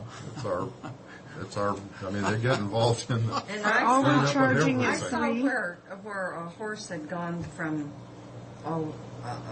by the pavilion, right by the office park, and had walked through. On the grass? Yeah, and messed all over, and they didn't clean it up. I think that Horse mess is not near this. I mean, that's not. But a dog is different. God. Well, no, but they should. how do you clean up a horse mess? I want to know. Through that area. Yeah, no, I I would agree with that. But are we charging only $3 at the RV park for the dog? We might want to consider raising that per day. Per day. Oh. Even we might want to consider raising that, Right. though, too. But, yeah, it has been an ongoing issue with... Or that they have to have a deposit, and if there's a problem, then... The dogs make little deposits all over. Yeah. Well, I know, but... Maybe that's one of which we had in mind. Well, It's a difficult situation to control all, say, 250 horses and their owners, as far as where they go. And we try to keep them, we put signage up and people... And you're going to have somebody that violates that. Will always do that. There's no question. It's okay. So then but you're going to work something out. Well, with the dogs. Yeah. With the horses, we just sign and get on them when we see that. I was there significantly during the weekend, and I did not see any horse in the RV park. Rich reports one that he saw, and he addressed it immediately. In the RV park? In the RV park, as they were moving it from the Yeah, barn. it was the same situation that Lee was talking about. They just walked around the end of the building and through the man gate there next to the laundry room, rather than going around the building. And he left his signature on the way there, and that was... Well, I didn't see the signature, but I did. I had a witness. And it probably, by the time I'd seen it, it probably been cleaned up by one of our staff. Yeah. Our staff was on that sweeper constantly. That's so good, though. That's so good when they're out there like And that. then there was quite a few horses with their and trailers and stuff on the north. Right, because we couldn't get them onto the 6 acres because that wasn't ready. Yeah, they had to go out. But I meant, I thought horses were lodged on our barn. Those are the haul-ins during the day that they just come in during the day and then take them back home. We almost completely filled all our stalls and pens with horses over the weekend. And that's normal for a lot of events. They don't bring the horses in. But isn't that hard on our parking lot? I don't think it's all that tough on It's the no parking different lot. anyplace else in the parking lot. Yeah. They're not going to pay if they're just there to ride and go. The issue is the cleanliness. And again, we had somebody on that sweeper going in and out and around and all weekend long to the best you can. You can't go right in next to it with a horse because you can spook that horse. So you got to give some distance in that situation. But people within 20 miles of here are going to be haul-ins. They're going to haul in and out. They're not going to stay over. Or have Hermiston. We had a number from Oregon. Yeah. And I personally talked with those people, making sure that they kept their horses where they were supposed to, and such and so on. So I think to recap, the BRN 4D from a competitive standpoint, it was very successful. They had more participants, and they had some really fast times. From the human and animal behavior, I think we had some other issues, and something we've got to address. And they will be addressed in any future contract. And I think we can talk about a size limit on the dogs, even in the RV park. Those, for example, the pit bulls and all that, maybe we can exclude them altogether from the RV park. But have a no-dog policy on the rest of it. For the haul-in, the people hauling their horse in, no dogs. Like I said, the other issue is how we're going to enforce that, and that may have to be a shared situation, because I do know that some of the producers don't want them either. At contract times, you can say no pits, no rods, period. And I don't think any producer is going to argue with that. Well, they also say that they're not going to tape anything up on our walls, and they also say they're not going to do this and that, and inevitably somebody in their organization doesn't get that word, and they do it anyway. Yeah. And that's the dilemma we're in, is that all of our conversations are with the producer and not the people who are actually going to be doing the damage. It's up to them to get the word out the best they can. They've got to do a better job. On Saturday, we had Promociones Noe, about 3,000 people, and that went very, very well. That's great. No issues. We had just short of $30,000 deposit on that night, and there were no issues between the equestrian group and the dance. To my knowledge, I was there from 4 till 2:30, and there was no problem that I was aware of at all. Sunday, there was a rap concert, as you know, that was scheduled. On Thursday afternoon at 4:30, we got word from the city that they had not received, or they had not applied for a permit to have the event. We called them immediately, and the producer, and they met with the city. And on Friday morning, I was told by the police department that under no circumstances whatsoever, no way, no how, would the city manager sign the permit on a last-minute situation. It came to 3 o'clock. There was a meeting with the producer and Mr. Crutchfield, I believe, according to the producer of the event, and in fact, he did not sign for the permit, so they had to cancel the event at track. They moved it to Hermiston, Oregon, and and then we had people waiting for folks to show up, and some did. They got the word out through the radio, so there was effort to move the event to Hermiston, and we passed out maps and so on, and we're giving people phone numbers for ticket refunds, those that could not make it down to that Hermiston reschedule. The unfortunate thing is Mel had already purchased and prepared most of the food for that event. And other than that, we were able to cancel everything. And in fact, on 3 o'clock on Friday, we still would have pulled it off with staffing. After we had canceled them in the morning, we were going to call them back at 3 o'clock and say, no, it's back on, we need you here. And we would have gotten it done. But we didn't. They were unsuccessful in getting the permit. So why would the city? The city's policy, I understand, is they would like 30 days notice. Well, and they're not really interested in being in show business very much, I suppose. But, it seems to me if he had a real aversion to Low Rob, for some reason, but last minute stuff, unless there's something that's really awful. The producer should have got the permit earlier. Oh, yeah. No question. Without question. Oh, sure. No question. So what they could have done to sign off for it, and we would have generated the revenue, was, from my limited knowledge, and I will say with my limited knowledge, I don't know what issue the city would have. Mm-hmm. Their police don't show up. They showed up Sunday night to make sure we didn't do the show. But to my knowledge, they really don't do a lot. I mean, they may be on alert that they may be called to respond if there was an issue. But other than that, there is no city staff. They're not there to help out on any traffic control, and they're not around. What does that the cost night us in before. revenue, do you think? Well, I think with Mel, we were talking about that. The night, Saturday evening, we did about $6,000 beer garden. Sunday, I was expecting about the same amount. So that would be 6,000, another 2,000 to 3,000 in concessions. So it's good $8,000 to $9,000 that we lost. A couple thousand, and then we would have had our costs. So, I think in the end we might have had. I said we had a $30,000 night with the Hispanic dance. We probably would have got about a $12,000 to $15,000 cost of gross. Is Not a net. that prominently stated on these agreements or whatever, that make sure you get a 30-day? We don't say it needs 30 days. It's very clear that it says the leasing is responsible for getting all permits and licenses and da-da-da-da-da. And that fell through the cracks. He was very vigilant in getting all other permits that he needed. He missed that one. How come Hermiston had them? Well, they wanted them, apparently. Okay, that was Sunday. And then Sunday night was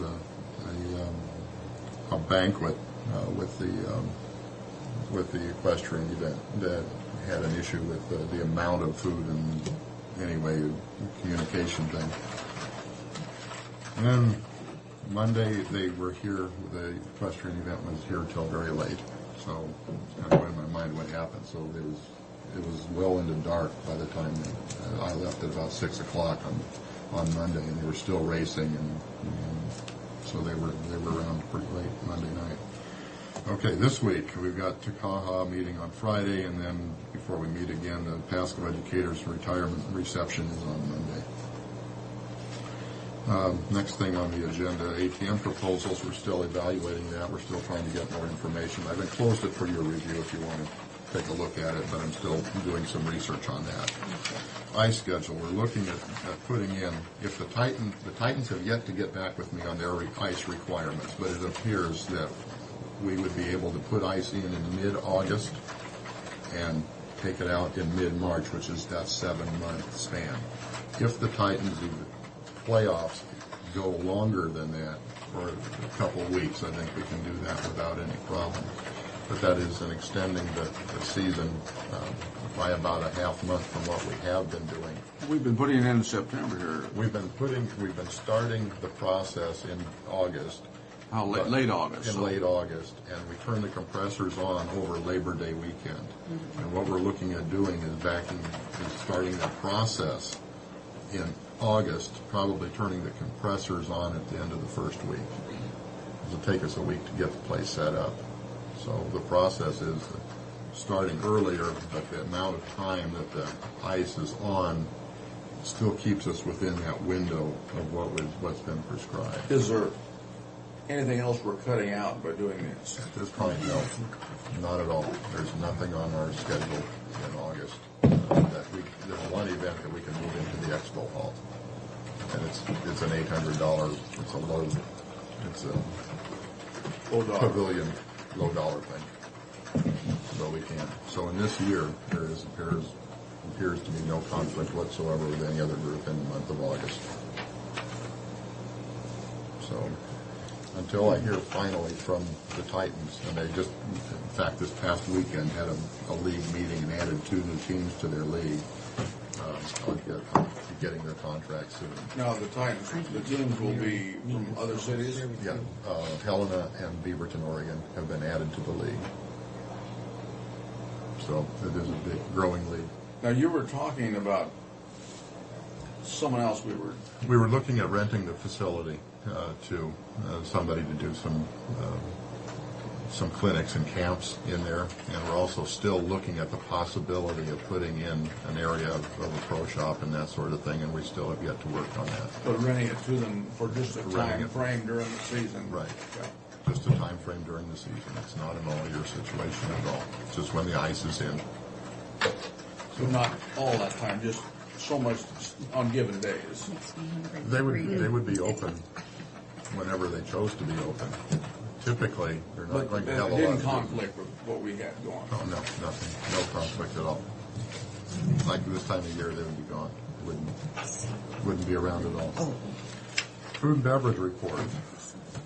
No. What I handed you were, I've been tracking since February, and I call it a food and beverage cost analysis sheet, and it shows event per day on the revenue that's brought in versus the labor that we spend on that event, the food cost for that event, the liquor cost for the event, and so forth. And other would be non-food item or non-bar item or liquor item, which means paper or plastic products. that one. This one right This here. one here, package.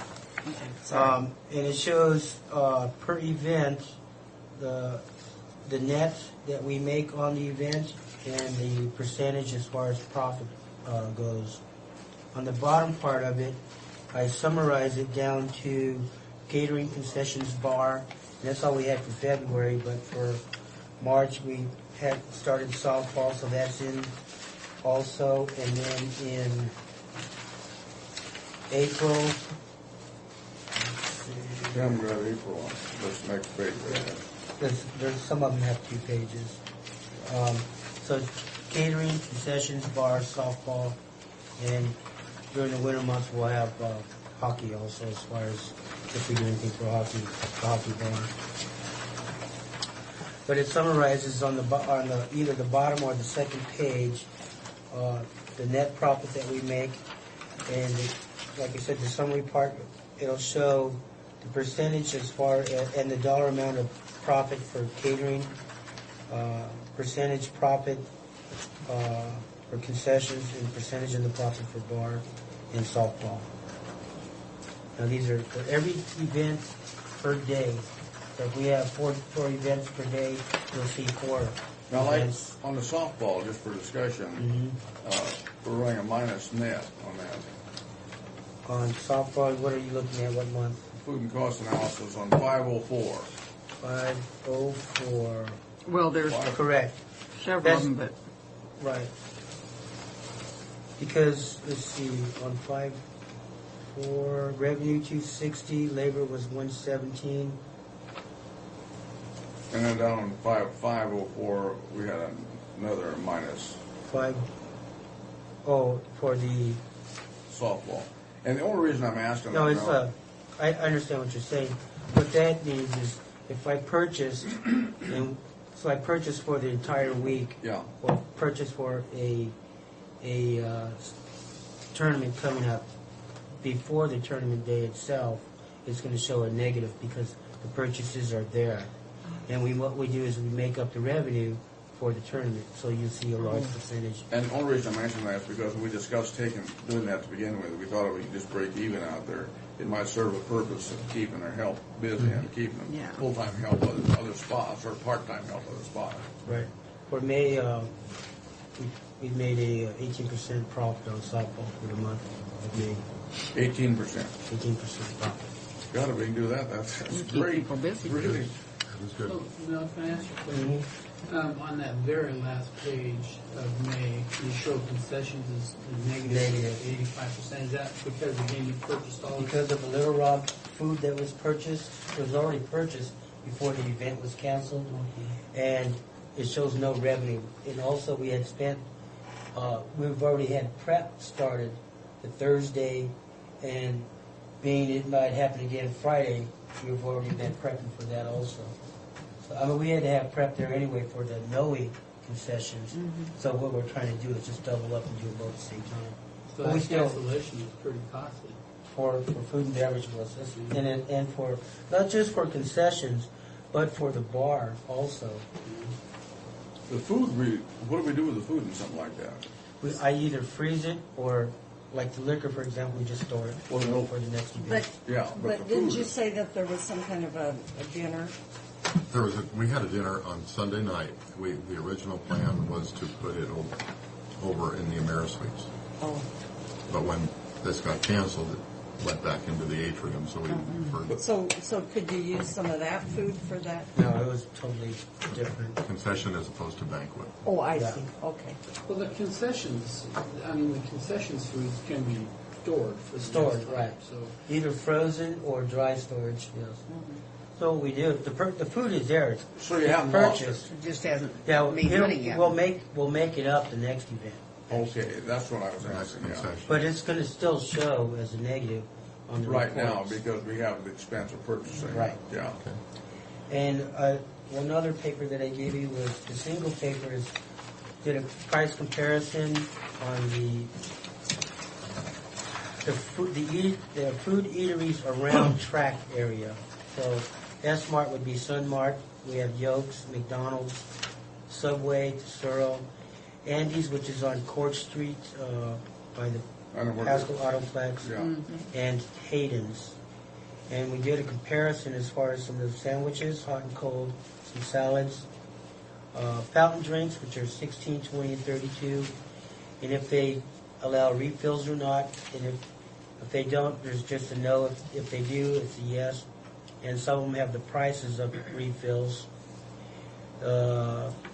Price for a 20-ounce bottle of soda, prices for cups of coffee, and if they allow refills or not. So there's comparison So there. our coffee is pretty comparable except with Right. Sunmart. It's right. Sunmart sells an awful lot of coffee. Well, that's not true, because we're not allowing a refill. Yeah, we don't allow Every refill. place allows a refill. No, all of them, These the don't. only You'd two have to- is Andy's and Hayden's. Right. Any place, They'll- Dave. they'll pour for you. Any place that no matter what they say, any place gives you a refill on coffee.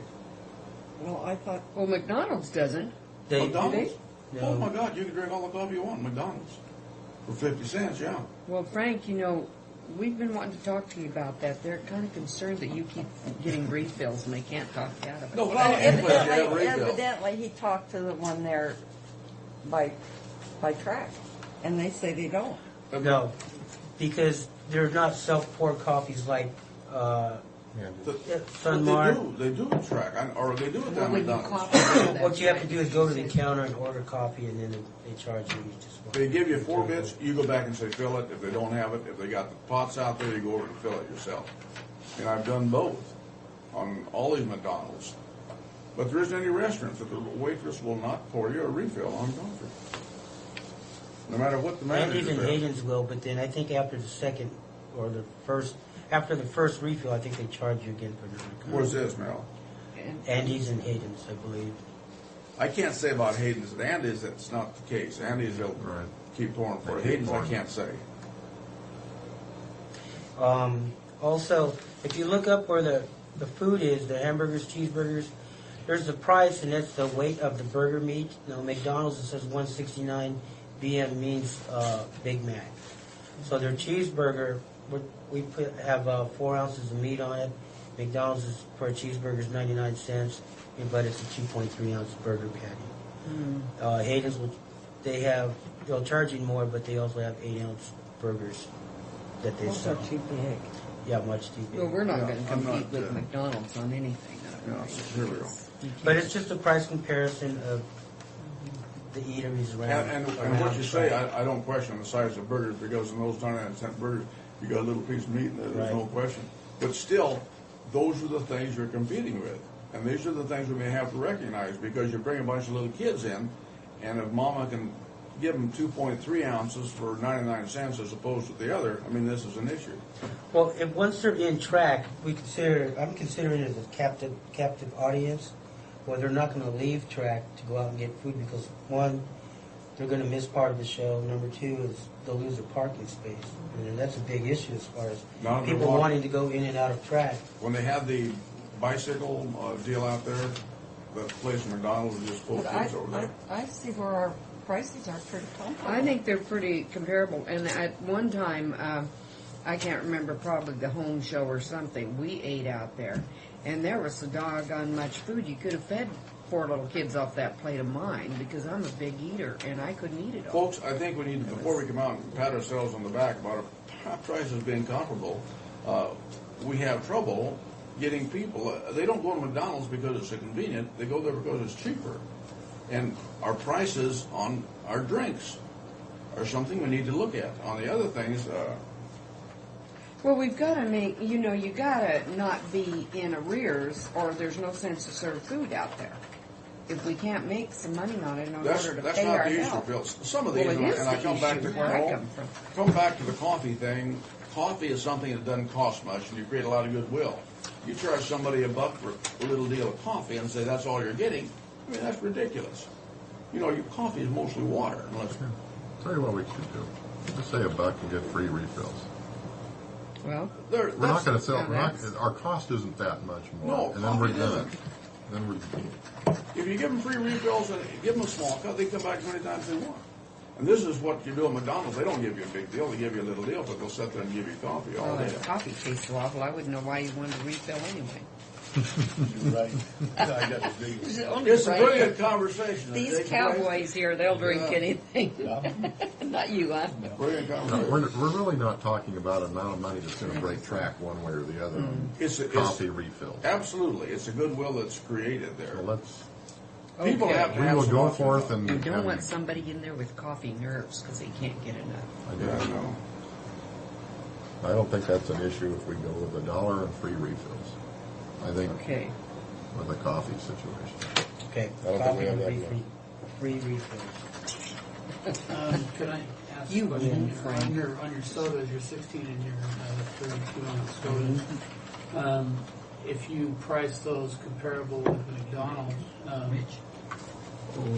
I mean, I guess, well, I'm just going to tell you what my thoughts are. You know, I mean, if you have cheaper drinks and maybe people will come to the counter because, you know, well, I'm going to spend $2 on a Coke, but I'll come and I'll spend whatever it is for a Coke, and then while he's there, maybe pick something else up. I don't know. I mean, you know, if you look at our prices on the drinks, they're quite a bit higher. I mean, 32 ounces is almost $1 higher than McDonald's.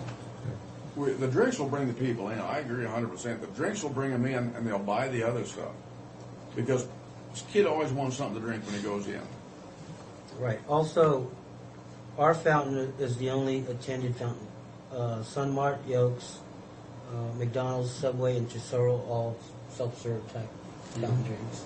And they can drink forever on those things. In other words, you go in there and they'll give you a cup, and you can have 1 or 2 or 3, you know, if you can drink that much.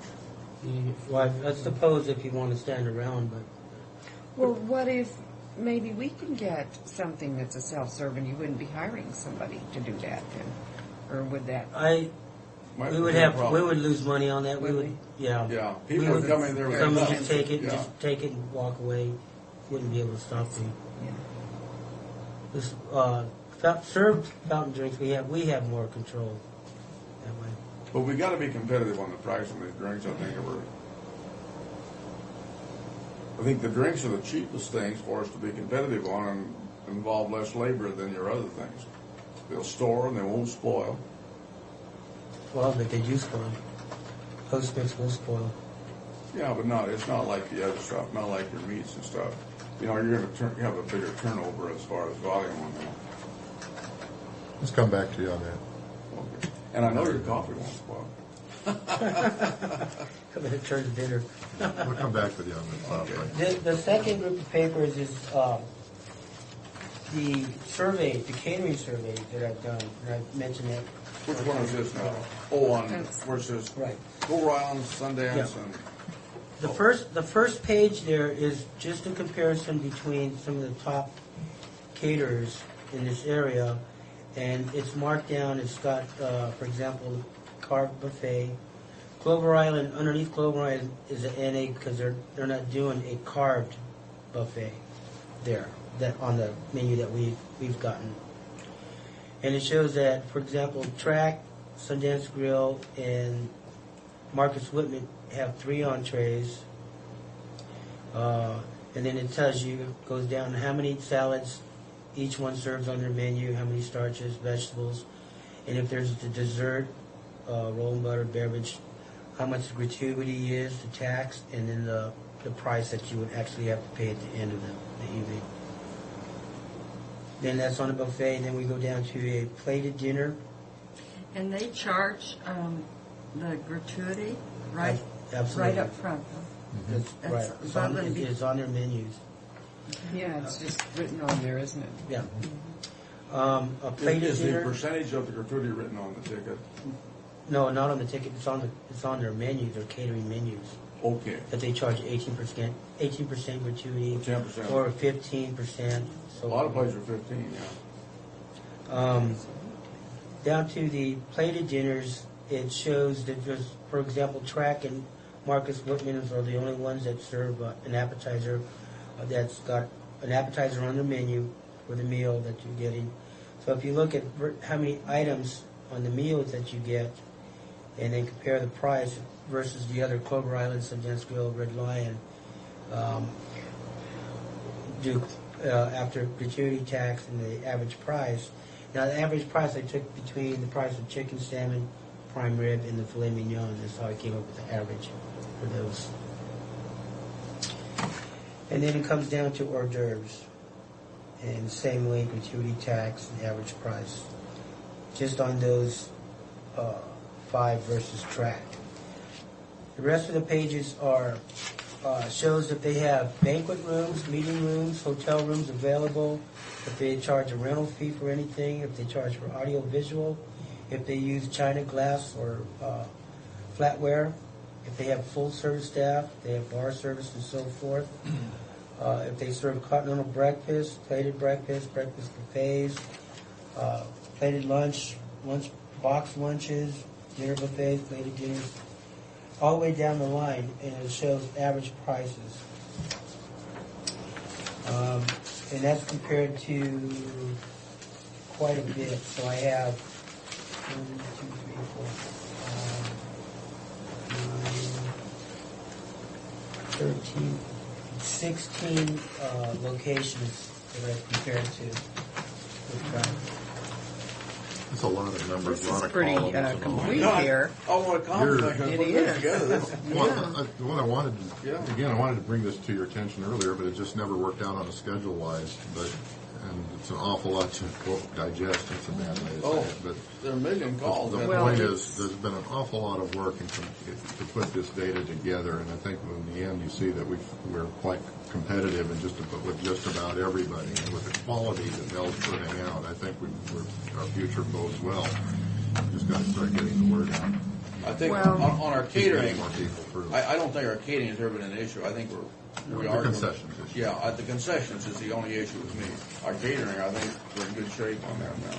So, and there's certain things you can do with catering too. One is quality, and other things you can cost them. But concessions is an issue I'm still concerned about. Well, people don't mind paying a little bit more for class. You know, they don't even think about it. Some do, some don't. But, well, I mean, but for concessions, that's not what I call class, you know, I mean, it's sit down fancy stuff. And that's what people really, really look at. With all things said about go back to the concessions, these numbers that we have are very favorable in comparison to concession operations in other public assembly facilities.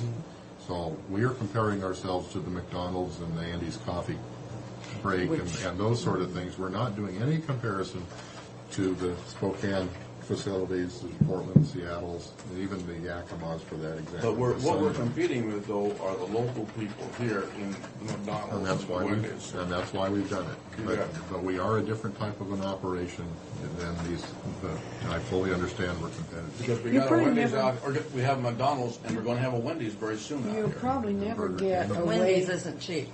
You probably never get away from the soccer team captain's wife who goes over and gets 36 hamburgers from McDonald's and brings them back for all the kids, because that's all wrapped. Their marketing, we can't beat their marketing. We can't beat their prices because of their purchasing power and how they do business. But we do the best we can. We'll have something back on soft drinks. Last thing on the agenda was discussion of 2005 fair. Fred and I had a very brief discussion about it, but I think we don't have enough time for Rich yet to come on. We got time, What is you this, bet. though? What is Well, this? if you I didn't feel- know there was discussion. Someone did call to, she was scheduled at 11. We're supposed to call her when she should come in. Okay. But let's go through this discussion on the fair here. The discussion is simply, I'm looking at our business, how we're progressing. We're getting lots of revenue. I mean, our revenue is up and our expenses is up too. We're just having a tough time cracking that $100,000 subsidy issue. I'm looking at what facilities we have and what else we can do to get us over that hump. And the one event that comes to mind, and we've discussed it here a number of times, but in a different sense, but is a fair. And we have had fair consultants come through and tell us that our facilities would work wonderfully for a fair. And to my knowledge, in working with a fair back in Wisconsin, we were the home of the Dane County Fair there, that is something that could really help us from a revenue standpoint. And we have the facilities that would do very, very well. And what I wanted to do is just have a discussion to see how you feel about either trying to get the Benton-Franklin County Fair to alternate between Benton and Franklin counties in our facilities, or, in lieu of that, start a Franklin County Fair over the 4th of July weekend. We have thousands of people come out to our area to watch those fireworks over that 4th of July. And I don't think by adding a fair component to that as an entertainment, I think it would be a tremendous public draw. Are you talking like an actual agricultural fair with kids and animals? Yes, I am. I don't, just from a personal standpoint, I don't think we'll ever get Benton Franklin to rotate. That's my personal opinion. Yeah, I don't think so either, because of their upkeep on their fairgrounds or the But necessity to bring that money in. But having said that, I personally would like to see us have our own fair, if that could be looked out, that would be viable to do that. But now we'd have to get it through the state Yes, it would. to get a date, and I don't know how the date is in regard to. I've got that. We could do I one got of- the 2004 fair list. We could do one of two things. You know, we could call it, if they would give us a date, great. If they wouldn't, we could call it a livestock show, or what have you, and go ahead and have it without Well, their- I wouldn't want to alienate Parnell with their livestock show. And we wouldn't have to, because we wouldn't be competing with them, Sue. We wouldn't be competing with them other than children with livestock, and it wouldn't. The earliness wouldn't hurt because they go to Spokane and they go to some kids go to Moses Lake Some and kids will hit Spokane about early 3 or 4 spring. pairs. They do it with different animals, you know. Yeah, and so This would be an early one, to my knowledge. Well, I think July, we need to early get July. some movers and shakers of that community, the fair think we need community, to see if they think it would be viable. Like, I can't think of some of the Franklin County, Well, you mean members of bookers the and board, folks like the that? bookers and Well, another problem is 4th of July. Not a problem. Question I have is 4th of July. How much else is going on that? There's a lot people that's going don't on. But not here. But they not do. here. They go. We They're come to the here fireworks. for the fireworks. And And those are the best fireworks.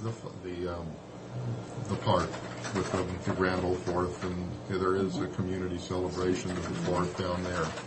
But maybe that could be incorporated into a fair. But look at the parade. They always have a 4th of July parade here. Yes. I mean, that could be just the parade, and kind of like the premise over here in Benton County. We have the parade before the fair and rodeo. It's always the Saturday before, but this could be during that period. Yeah. Well, and the celebration down in the park usually winds down right after, the Kiwanis breakfast is over and Oh, they the don't parade's have an over. afternoon of things. They Not really. it's heavily really attended. it's really pretty. But you look at Sparse. Look at Pendleton, the Pendleton Roundup when they put it on. Look at all the things they have away from the Roundup ground itself that all support it. Okay. And they bring the people out. One other question I have is, how is that going with the Fair Board in Benton County raising the prices? Did I have they all no come idea. to an agreement on that? And, I don't have any contact with those people. Raise it. What do they do? well, remember they had a contract for a couple of years or a year, Oh, yeah. and then it they, was. they came to a meeting of the minds between the Benton County and the Fair Board. That they was did. resolved. That's all yeah. resolved. For this year. Until they raise it again. Next year, yeah. Well, I would really like for Franklin County. We're the only counties that don't have their own individual fairs. We're the only county in the state that doesn't have a fair. But I don't want to see us get in a position where we're in competition or fighting them. We started that thing before when they were going to come here, and that's not. We're not. No, going we to don't even want to deal with it. And we're have our own in, fair and be supportive of But their another fair. thing is we are in the city, and the city does have a 4th of July celebration, big or little. they do have one. I think. But I think it would But you all might could move complement. it.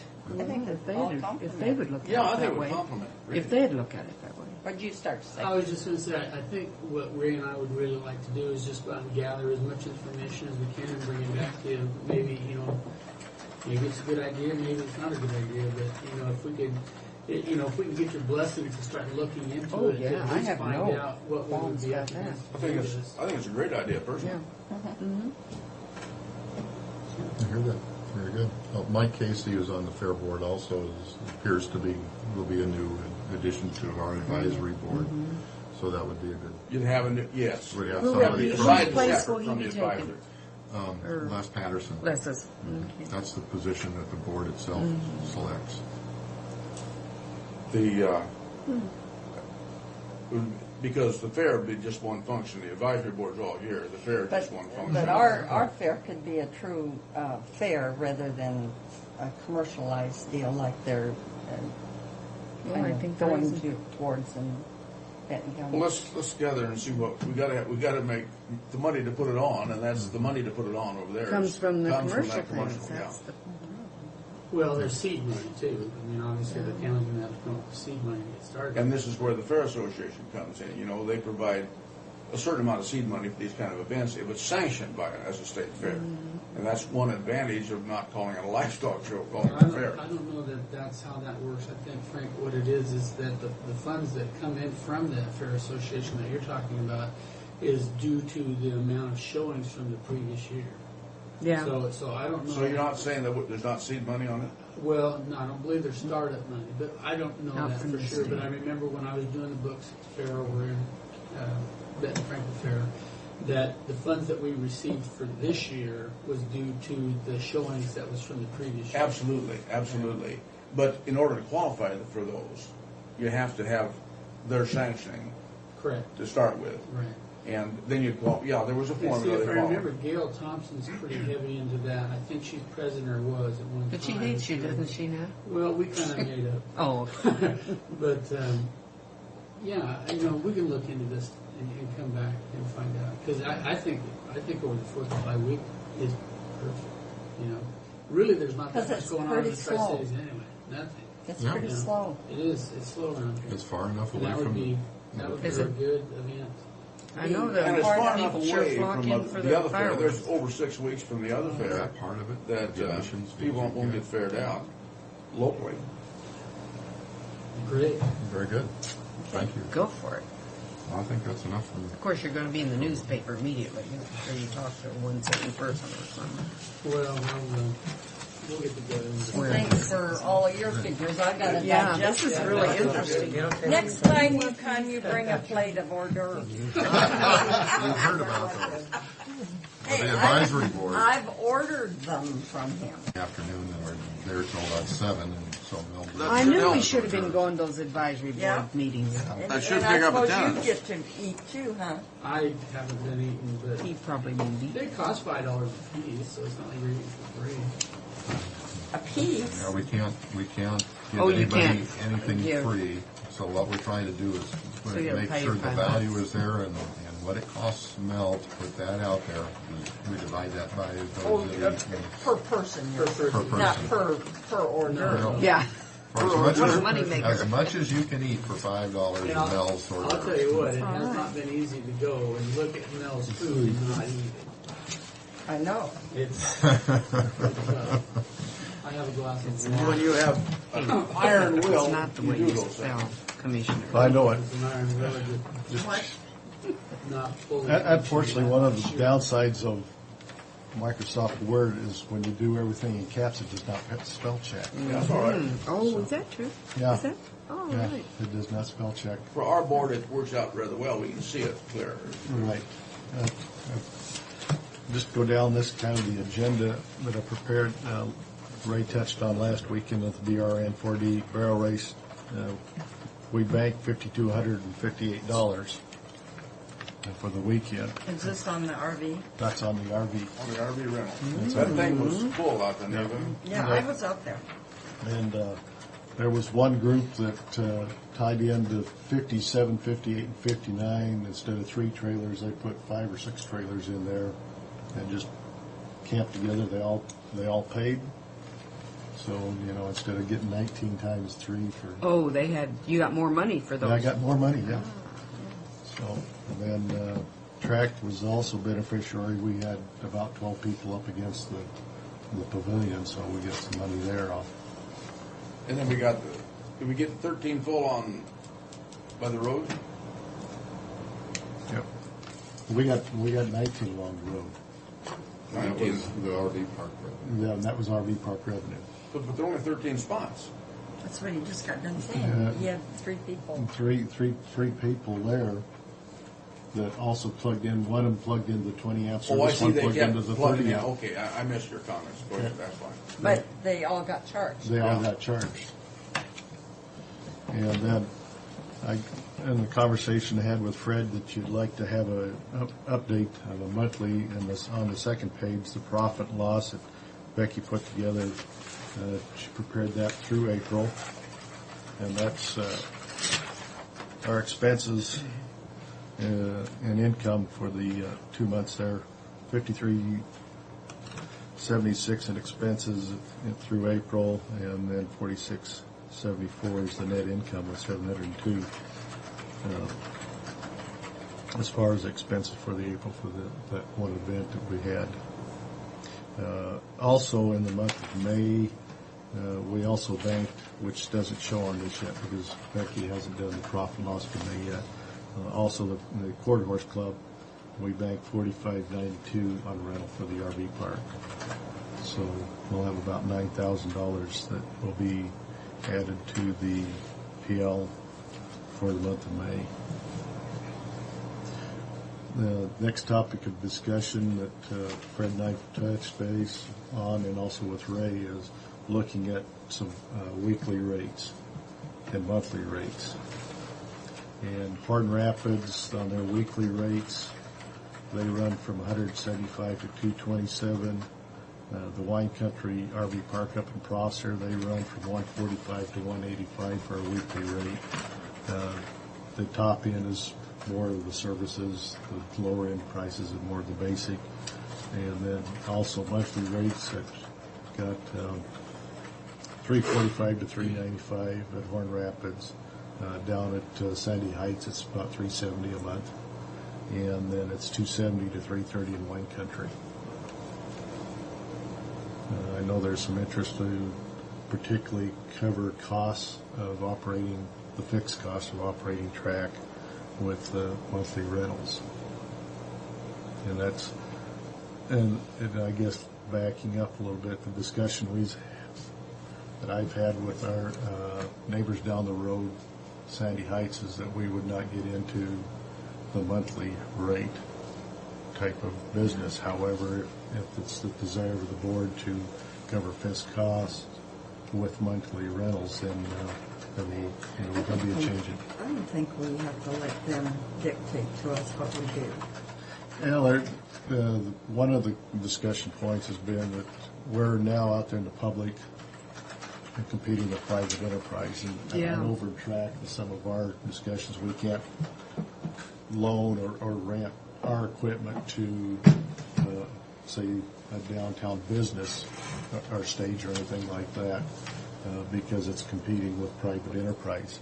However, then unless there just isn't any. I think in a situation like this, I think we need to look at things that'll bring us in revenue until somebody makes a test case, we get a decision on it. I think we need to do what we need to do. Well, why don't we? I mean, for the convenience of being at track, you could ask more than down there anyway. So, than Sandy Heights. Well, it's not the convenience of being at track if you're looking at weekly. It's just they're there because they're there. They're there. Well, okay, but what's his name's going to threaten me again? You know that, don't you?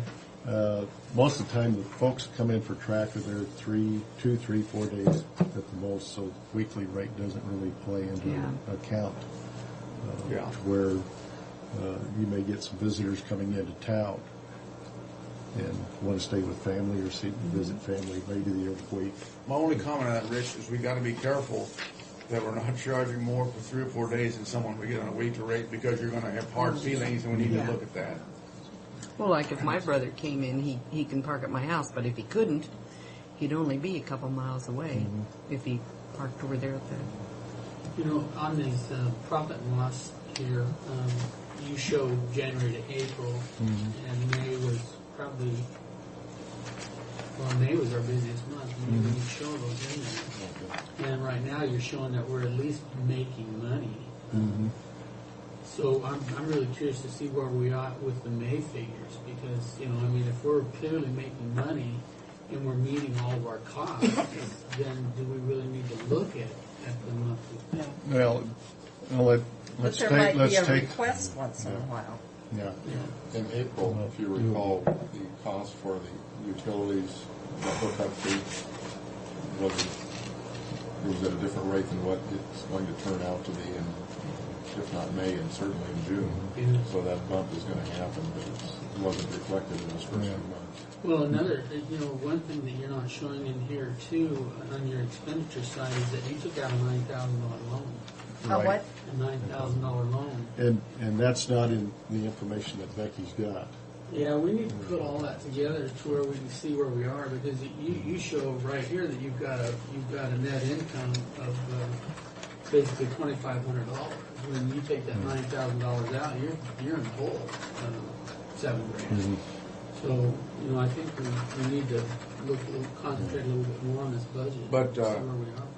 Right now, I think it's a little too early to say no or yes on anything, because we don't know, we haven't established anything, any long term.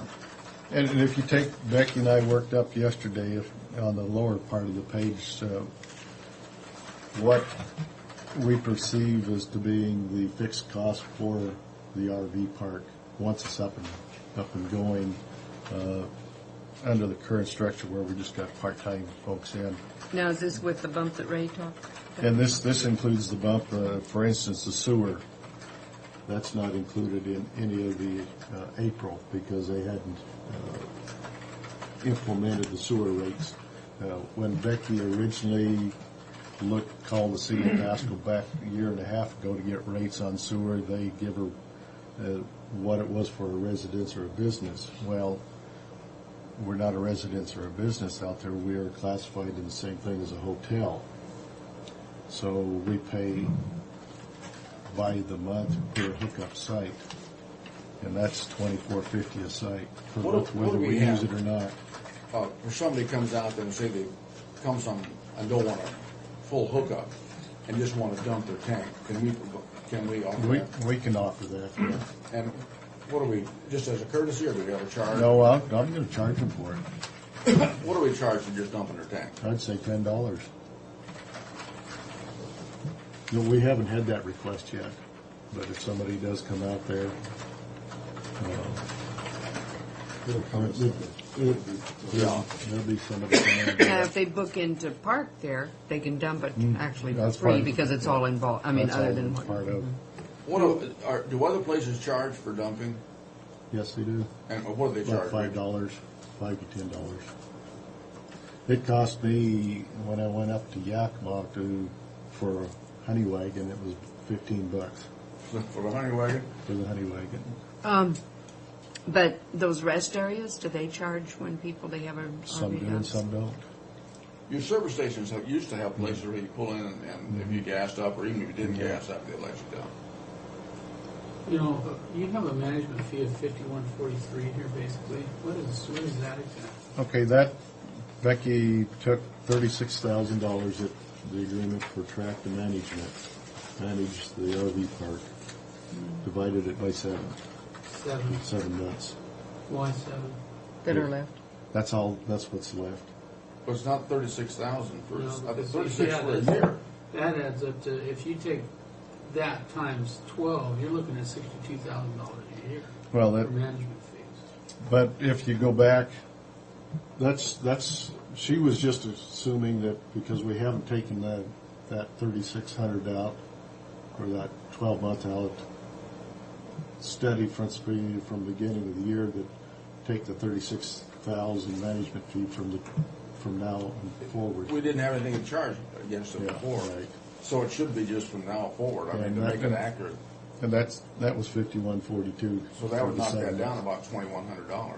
But the county's getting the raw end of that stick because, you know, the RV park was set up, that $36,000 was set up for a 12-month period. And so now we're dividing that into a 7-month period, so basically the county's losing that amount of money, you know, because the budget was set up for a full year. Yeah, this just needs to be correct on that. Well, I'm just trying to protect the counties, I mean, because, you know, it was pretty clear the RV park is there to help the county pay track subsidies.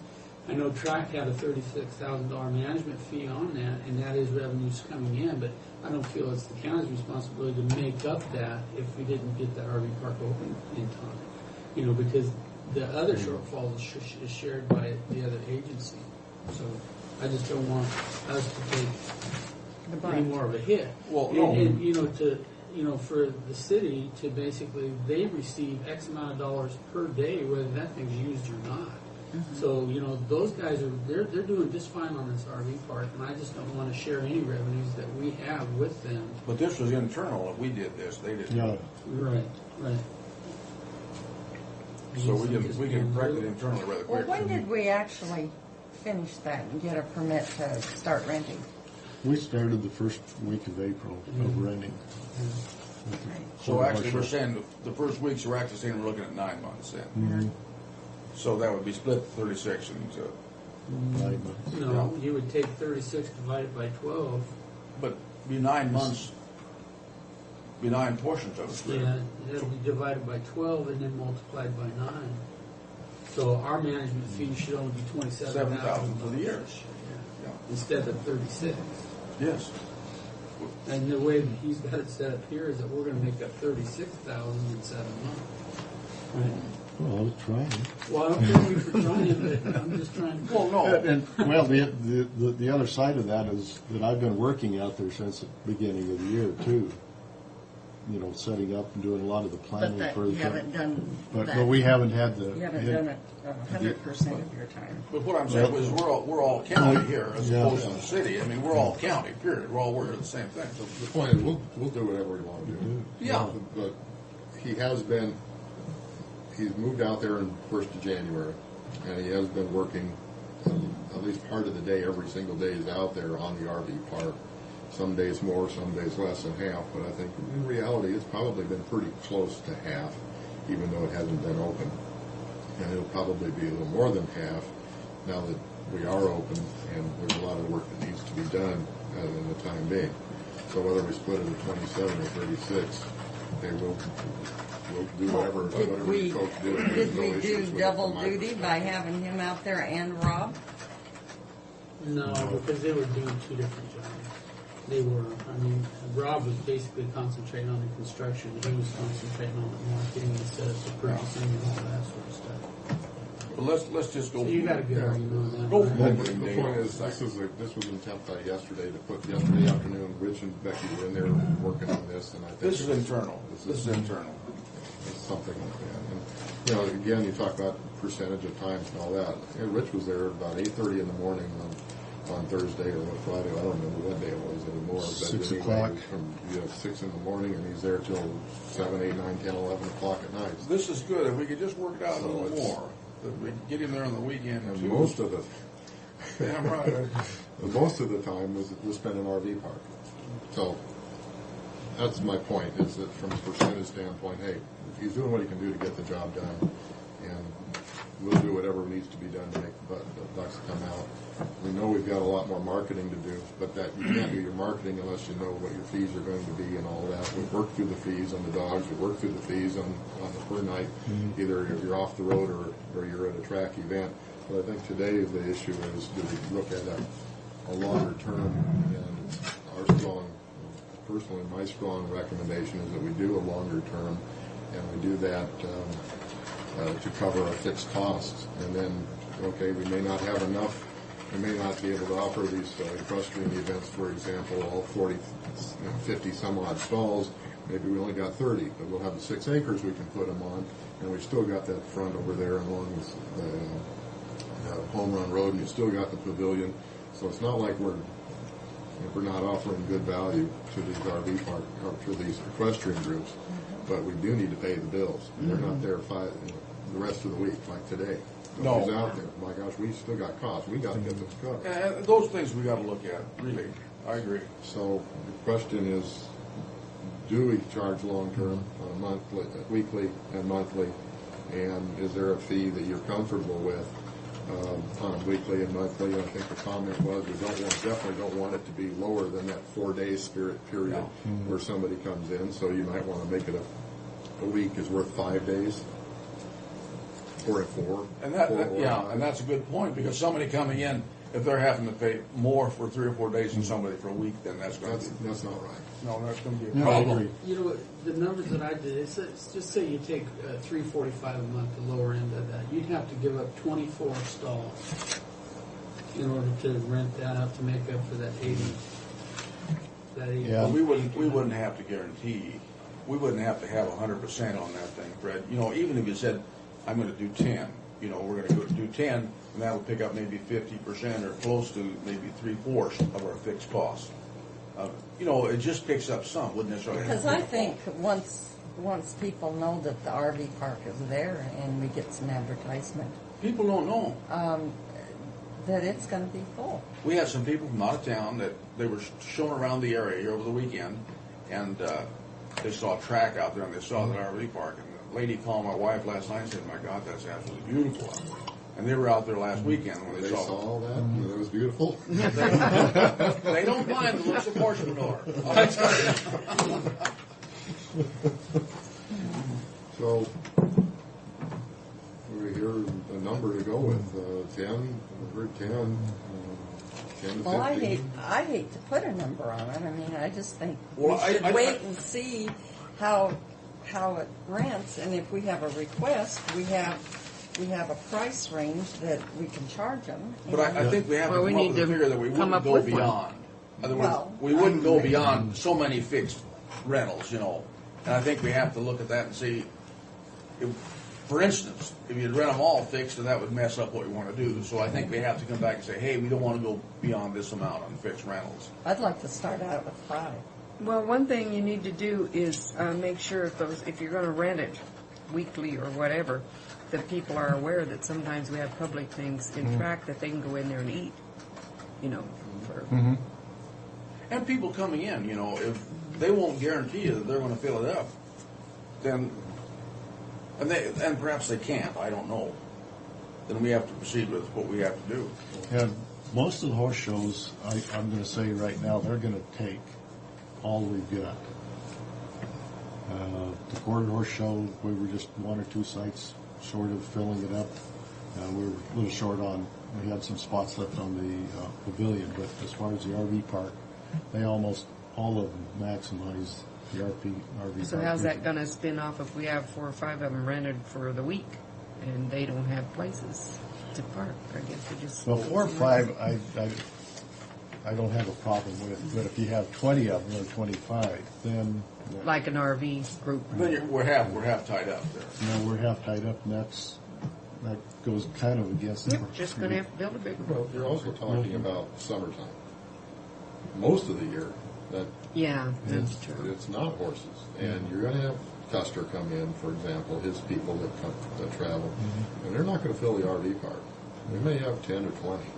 But that's as far as, and that's an extreme case. That's only 1 week in that time. Yeah. So I think that longer terms in the winter months would be very, very desirable, and I think at a higher number than the 5 to 10 that I just heard. And this might be a good point. Well, I mean, I think we can adjust that as we go, as we know what our popularity is. But I look at that RV park down there road from us, and I can't see that we wouldn't bring people in.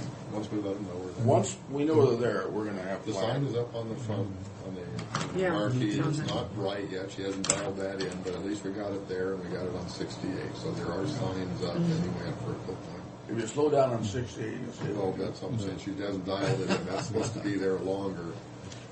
It's too bad we don't have some sort of a movable, old-fashioned, flashy truck or something that you could put out there where we have the little sign as you turn into track?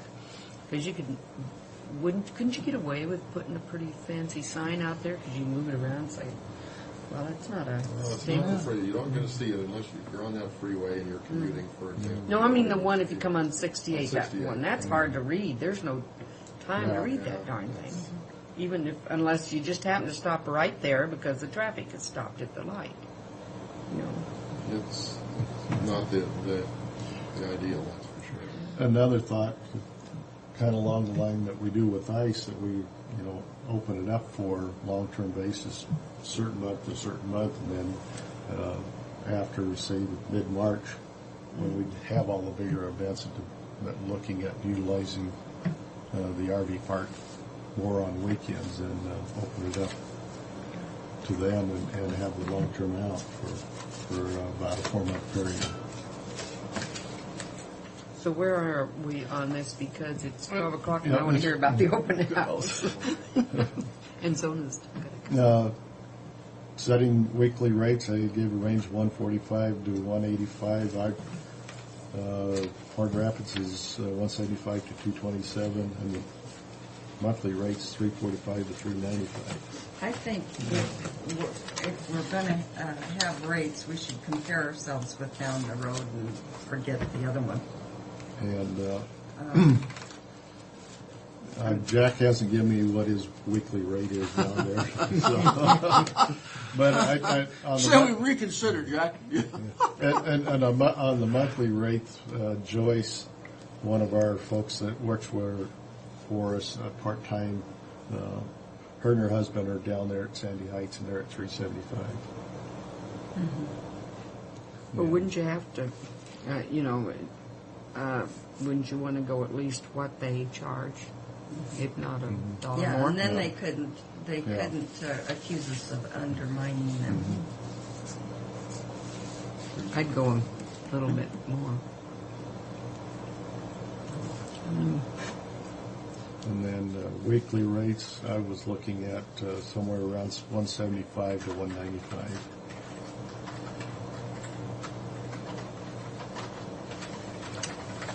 Okay.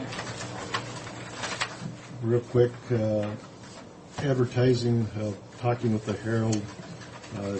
Again, it goes back to when I want to do some advertising, I want to be able to put rates in there until we get rates set. That I think we're not sending the full message out. I can do a yearly thing of $1,200. That gives me a month's run on the weekends, 2 days a week, and 1 month is about $1,200. That's one of the lower rates. National publications that we're looking at, I've already got things going. The Family Motor Coach Association will be in their publication. We've got 4 publications that are like this that are RV related: Wheelers, Woodalls, Arvik, Go Camping, Trailer Life Directive. Those are all, we'll have advertisements in that. It's going to be some of those like the Trailer Life. The minimum one I can do is a sixth of a page at $1,800. Of the several websites that we're working on, I've got RVpark.com, Campground. I've got them all listed here that we'll have presence on. The one that I haven't, I've just found is the stayinwashington.com. It's a publication that's out, that it's a visitor's guide for Washington. In the back, they've got a listing of RV sites throughout the state, so I'll get putting that publication.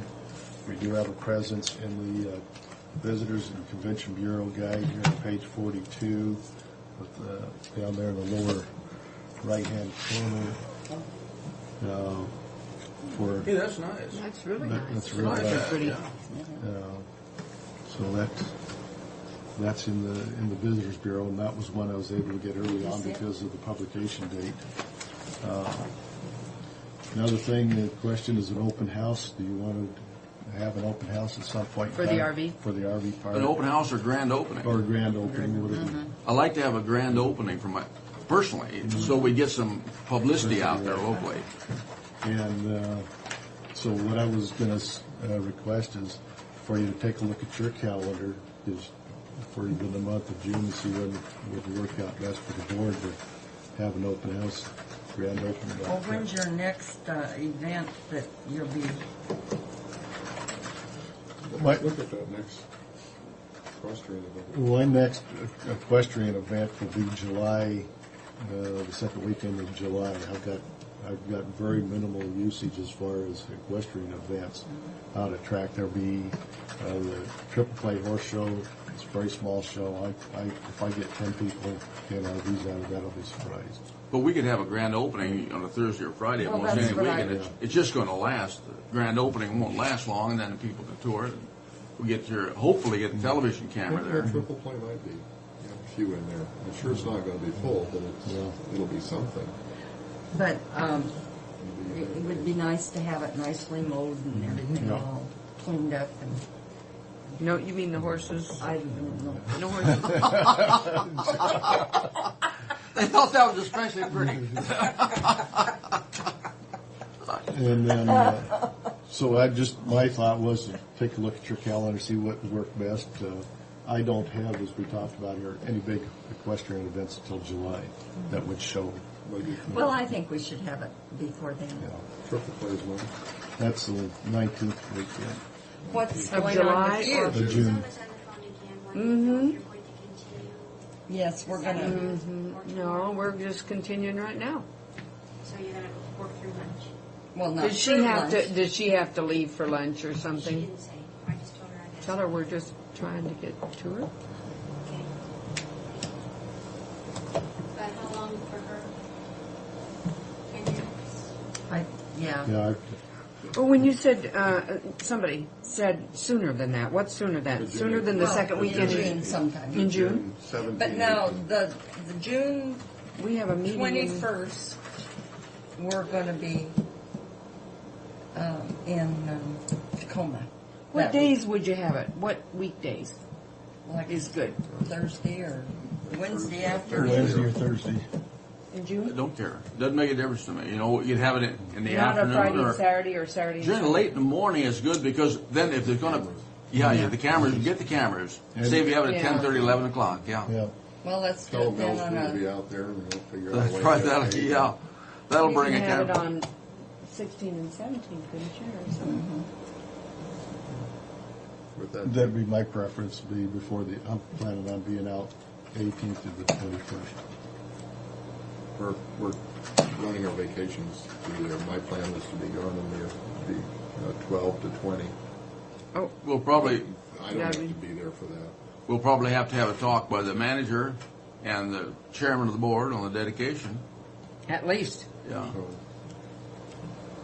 So, that could welcome. be done in that June. Well, why don't we?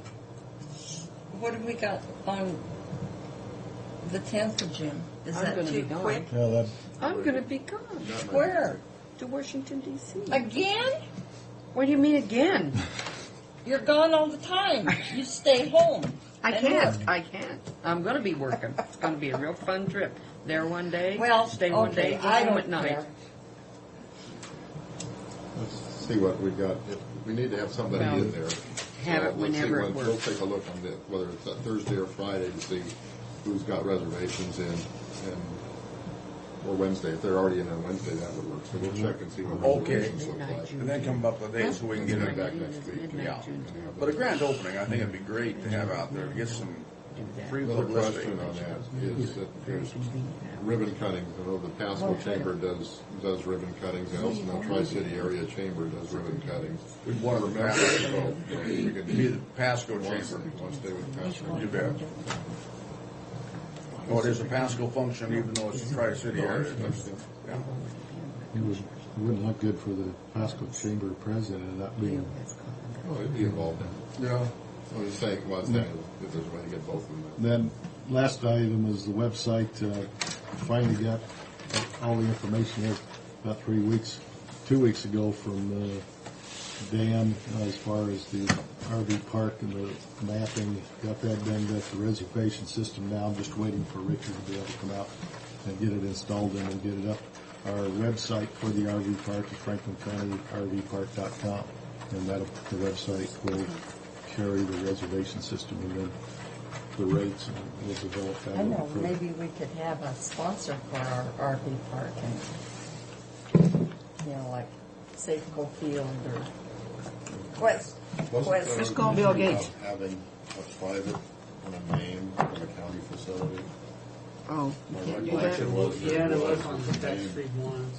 Yeah. Oh, So we can't do that, huh? Like the King, like the Kingdom did not have a name Yeah. for Safeco Field. It was a little bit different how they financed it. So the But Kingdom it's a- had. but it's a had their own- county. Right, Kingdom was a county facility. So is Safeco. Yeah, because they voted it in.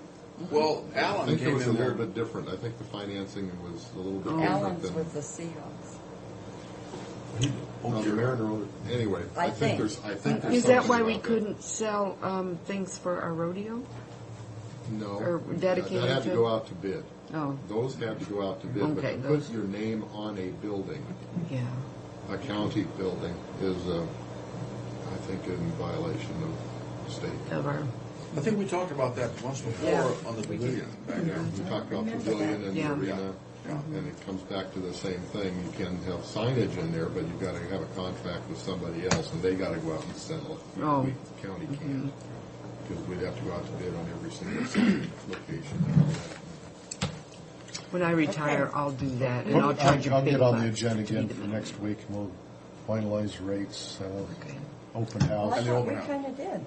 We didn't have specific. Well, No. it didn't say, we Not the range. gave a range, Yeah, but I that's gave a all. range, but And we need to do that by, Well, I think it should be a little more well, than whatever works out. Sandy Heights says.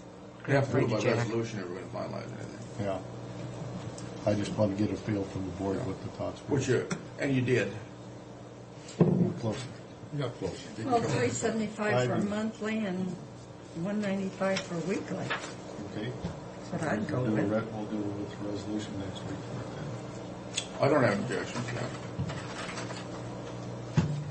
Is that Just more one. than, What do you think? is that more than Sandy Heights? Is that a few dollars We more? just wanted to go Let's back go to for it. evaluating to make sure that we were equitable and didn't get crossways on short-term people in there.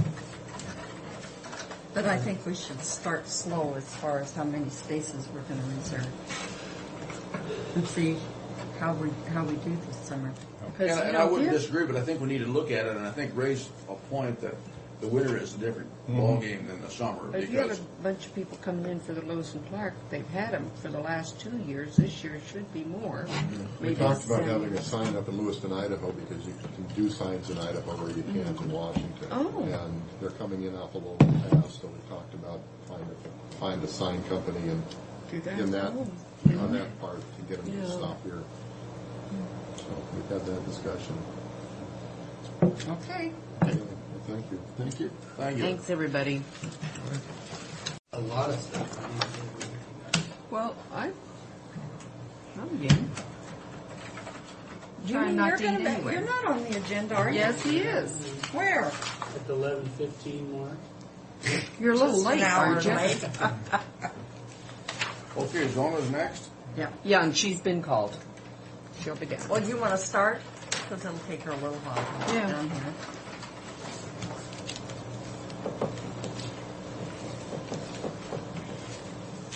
Yeah, I agree with you, though.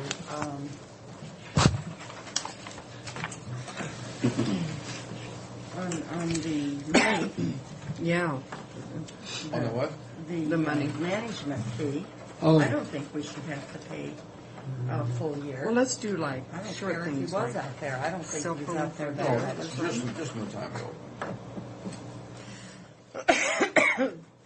Okay, let's see if I can't go through do this just as like quick as possible. I need you basically to approve a letter on, let's go to number 2. Wilson Prune, basically Mike Croak called me yesterday, and apparently there's a possible conflict with our property insurance quotes from Lexington. It's on page 2. There's kind of a brief letter here. I'm asking approval to sign this letter and send it off to Mike Croak. Conover Insurance called Lexington, and they got a quote from them, and Wilson Prune called Lexington and asked for a quote, and they said that there's a possible conflict because Conover had basically asked for a quote from them. I called Steve Lowe and asked if he felt that there would be any or if there would be a problem with that, and he said no, we don't have an exclusive with anybody. So Lexington is just an insurance company, and all of the brokers are free to call and get whatever information they need. And then once, say, Lexington gives each of them a set price, then the brokers set their prices on top of that. So with that, I move approval of a letter to Mr. Mike Crope regarding property insurance for Franklin County to be signed by Fred Bowen, County Administrator. Is there a second? Oh, there is. All in favor? Aye. Okay, cell phone from Mr. McPherson.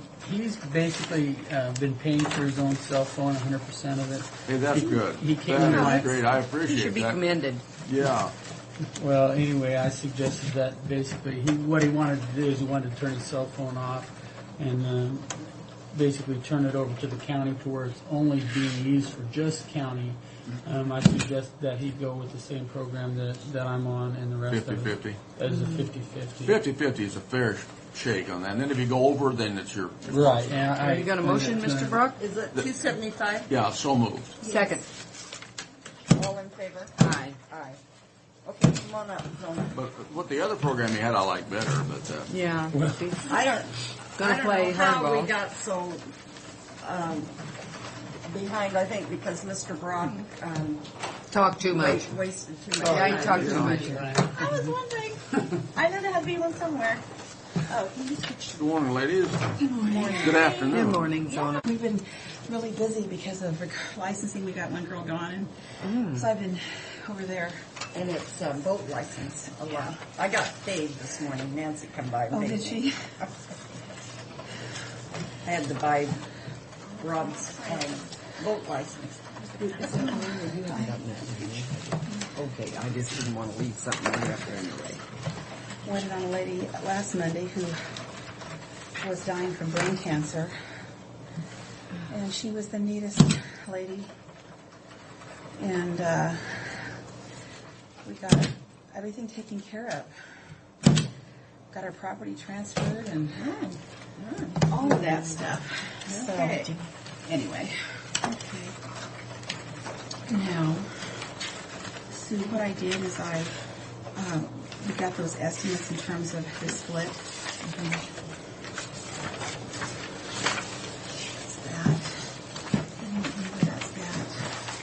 And Sue. And Sue, would you come? There you go. Okay. Are you ready for it? Sure. Okay.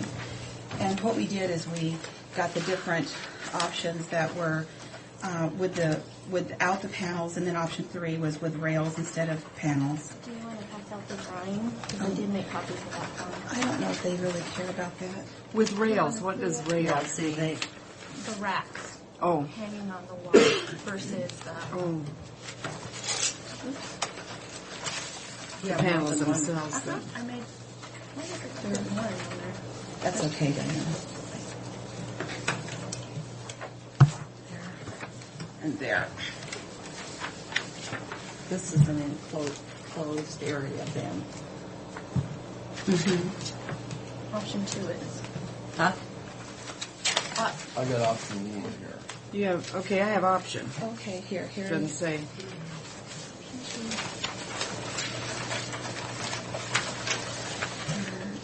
So I'm going to hand you 2. Okay. Okay. I have 2 option 2s. Oh, that's for.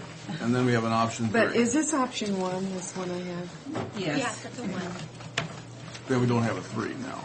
Well, option 3 is the same as option 1, only it's with rails and not panels. Okay. So you could write 1 and 3 on there if you wanted to. because 1 and 3 the same, huh? They look the same, they're just applied differently. Okay.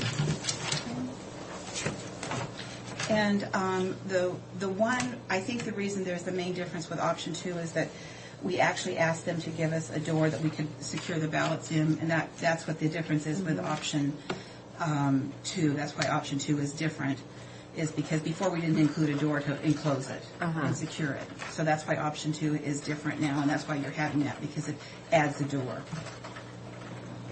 that wasn't there before. So option 1 winds up with the additional panels at $49,1155.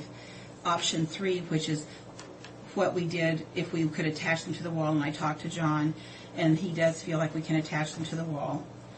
And so that makes that option $41,35. So for $800 or less than $800, we could have panels that that Can be moved. back to Right. the courthouse. Right. And That can, and also too is that because these panels operate the way they operate, that's one reason we were able to implement them with the recording department when they told us they couldn't attach them to the wall. And the funds that you're looking at to use for this is out of your elections only. Right. Yeah. Mhm. Not auditors only. No. And it's the election O&M, and it's money that we have that's there that's allocated for things like this that come up. The other thing too is I also want to be able to include this as part of our HAVA, expenses as we go along, because it's okay for us to do that. It's a legitimate expense because part of this is going to be used for when ultimately come the end of this month, after I have all the licensing people back and I'm not pulled into the licensing area, I will be donating at least 50% of my time, if not more, to the election side, because there's so much. So then I'll go in there, and Diana and I will be in this room using this to deal with all the new rules and regulations dealing with HAVA. What is HAVA? It's called the Help America Vote Act. Okay. Sorry, I should know that. I know we've been through this before, but you were set up in the old auditor's office before we With got that wall. And then we moved down here, and the wall was the issue. And so you took the stuff from Diane and put the panels in there instead of hanging it on the wall. But you were hanging it on the wall in the courthouse. Yes, it hung on the wall. Hung on the wall. But it was a sheetrock wall. But we can still do it on a concrete wall. Just have to put the... That's what the designer told us. Oh, yeah, there's no question. You just have to do it differently. But you can still hang it on the wall. What I don't understand is we had it up there hanging on the wall, and you come down here and we hang it on the wall, and Diana gets her panels back. How come we have to purchase all this extra stuff? Well, if depending on which option we go with, With any options, with any option. Well, there are... It's because this side that you're looking at was hanging on a wall that I don't have here at this facility. It was doing what now? It was hanging on a wall that I don't have here at this facility. This side was paneled, and those are the panels that went to recording. So yes, I can hang these on the wall that I have there, but this side was also hanging on a wall that I don't have here. So I don't. When you walk into that space, I don't have walls all around. So what you're saying is that we have gotta an make extra a wall. wall. We have to make a wall. Right. That we didn't have. So we're hanging them on the wall. On one Part side, of it, on one wall we can hang them on, but we're having to create a wall. on the other side. You're making a little room. It's all right. This is all the same footage that I had at the other place, but of course I had to make a allowance for that door. But I don't have an enclosure. I don't have a wall to hang this side with. And this is for security purposes of the ballot. Right. When we started talking, we were like, we had a door that not even the janitors had a key to. It was just the two of us that had a key to that for ballot security. And when we got to thinking about that, we thought, even if we create this, we don't have a place where we can only have access to. When we first started talking about this, we weren't talking about what we're talking about here. What we were talking about, as I recall, is going back in and replacing the panels back around the recording department that you had borrowed to put in the recording department from Diane in the elections. Which is the $1,400 figure. But we weren't talking about these other panels when you came in the other day. These panels weren't part of it. I did say I needed to recreate the space I had before. But these weren't part of the plan. I did mention the wall that was not there. But that wasn't part of the 5,000, Diane. Yes, it was, because you made a comment to me about, well, we could have had Clyde build you a wall. And I said, that's true, but I wouldn't be able to take that wall over to the courthouse should I need it there. When I said you could have Clyde, we were talking about the wall on the other one, said you couldn't use the wall. And I said we could have Clyde do that one. And this is what I was thinking of at the time, because this In the wall, recording department. yeah, in the recording department. But I remember having a discussion about having had this wall built. Well, you might have been talking about that wall, but I was talking about the other Okay. one. Well, I was talking about this wall at the last meeting. I'm sorry you didn't understand that, or I didn't make it clear that I was discussing recreating the area I had at the other place. In addition to replacing what Recording borrowed from me on one side, I need to recreate the room with walls, panels, everything on this side. So, And I didn't worry about it at the time because I knew I'd have to come in to get, we knew we'd have to come in to get this replacement stuff, and at the same time, recreate this room. We'll still need, I'm sure when we go back, we're still going to need additional furniture because the recording department isn't going to be configured in the same way it was configured today, down there, because we're going to create some public areas that the public will not go back into secured areas for the recording department. We're hoping that people will access our terminals as well as from a phone, as well as physically accessing the terminals when they're here. We're already seeing that use. We're going to have to create a different environment for that.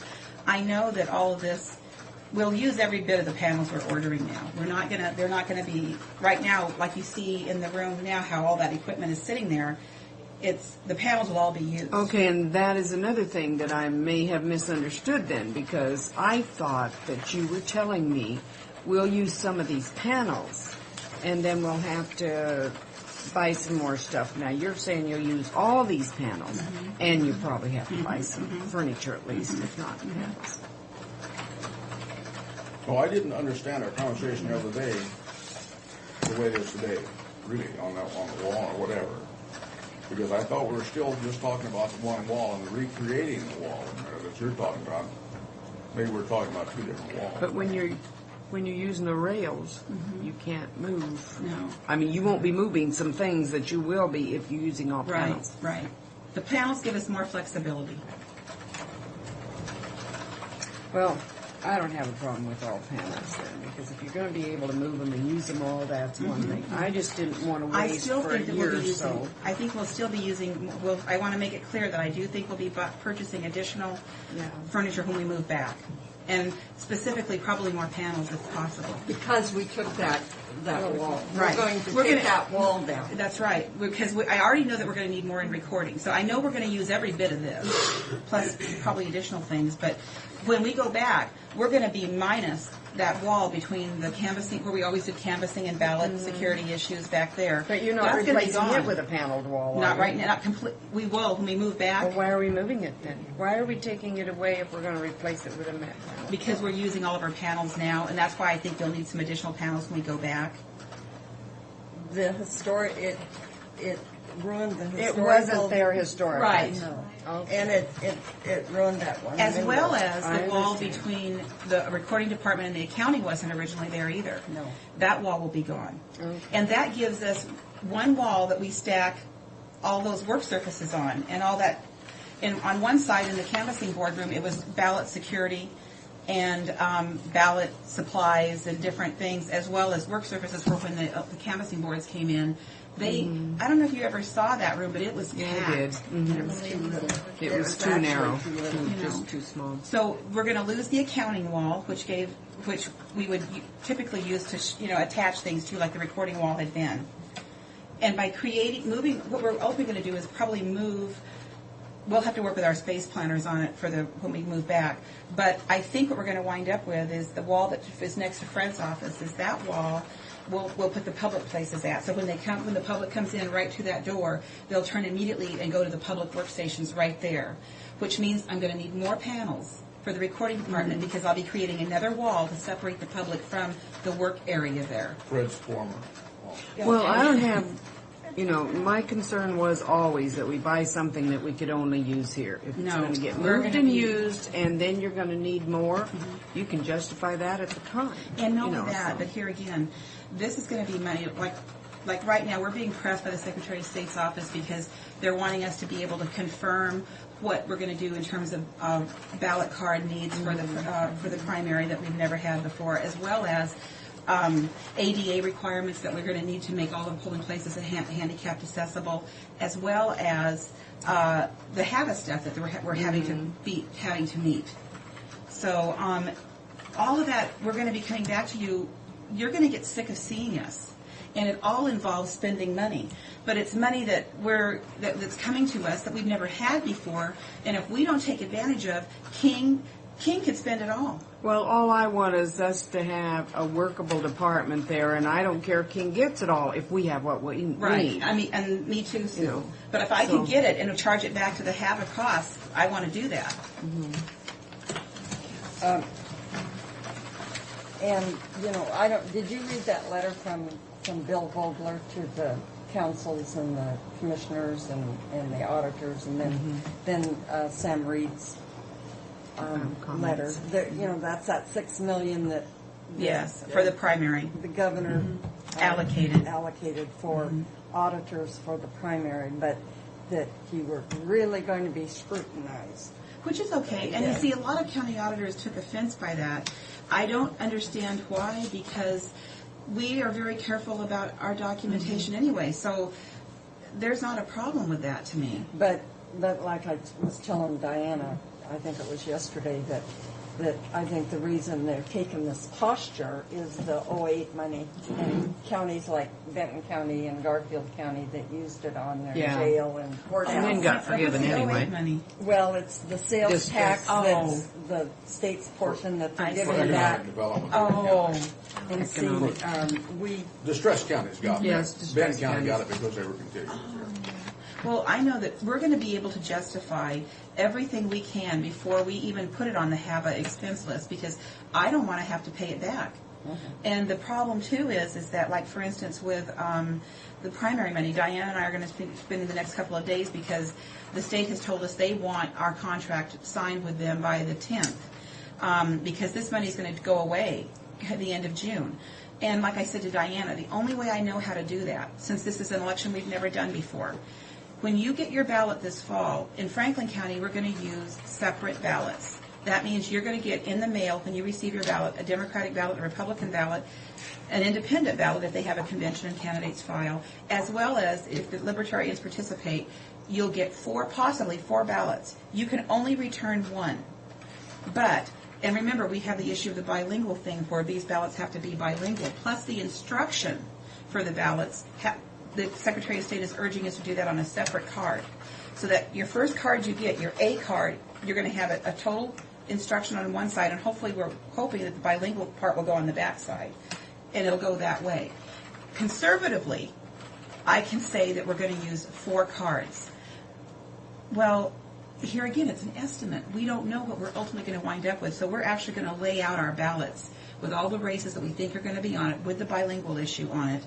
Before we even send it, we're going to take a lot of precaution to make sure that we are really close to that estimate. It's not going to be we're trying to rip them off because that money's available. We're going to be able to document it to some degree and how we got there. You know, that's kind of difficult, because if you've got a long ballot, you don't know whether you're going to have a short primary ballot or a long primary 10 ballot. filings for governor. But all we can do is and it could be a good faith estimate, and that's how I'm going to pursue it, is that we can average in the past how many people have filed for an office. That doesn't, city council races are always bigger. You don't typically see that in a commissioner race. So we can estimate, and it can be a good faith estimate. If we're off, I'm going to try to err on the side of being less than trying to get more. I don't want to be viewed as trying to get, so I just want us to be fair about how we approach it. But if we didn't spend what we estimated, we can always return that, can't we? Isn't there? I would hope so. I would hope so, because I want to receive that money in separate line items so we can track it. And also, if we're short, there's going to be a contingency fund that we can bill and get that additional money if somebody doesn't bid to it. Because WASAC, the way I read that letter, is that they're going to have a contingency fund for shortfalls. But I'm going to try to be right on if I can, because we can be, if we're within $1,000, that's pretty darn good. And I can't cry too much if we're within that close. When you're off $5,000, that's a lot of difference. So we're aiming to be really close, and the only way I know how to do it is if we use past numbers and estimate it out that way. So that's what we're going to spend probably the rest of the week doing. Because you have to have it in for the 10s, don't you? Yeah. And they have to have everything submitted for us to get that money back in. And so you, as the auditor, signs that contract, not the commissioners. That's the way I read it. That's the way I read it, too. And I was questioning that. As I was reading it, I was questioning it in my own mind. It's the first time I've spoken about it. But they gave the auditors the authority to sign the contract. Yeah, well, then that's okay. I mean, that's the way it should be then. I don't have a problem with bringing it to the board. No.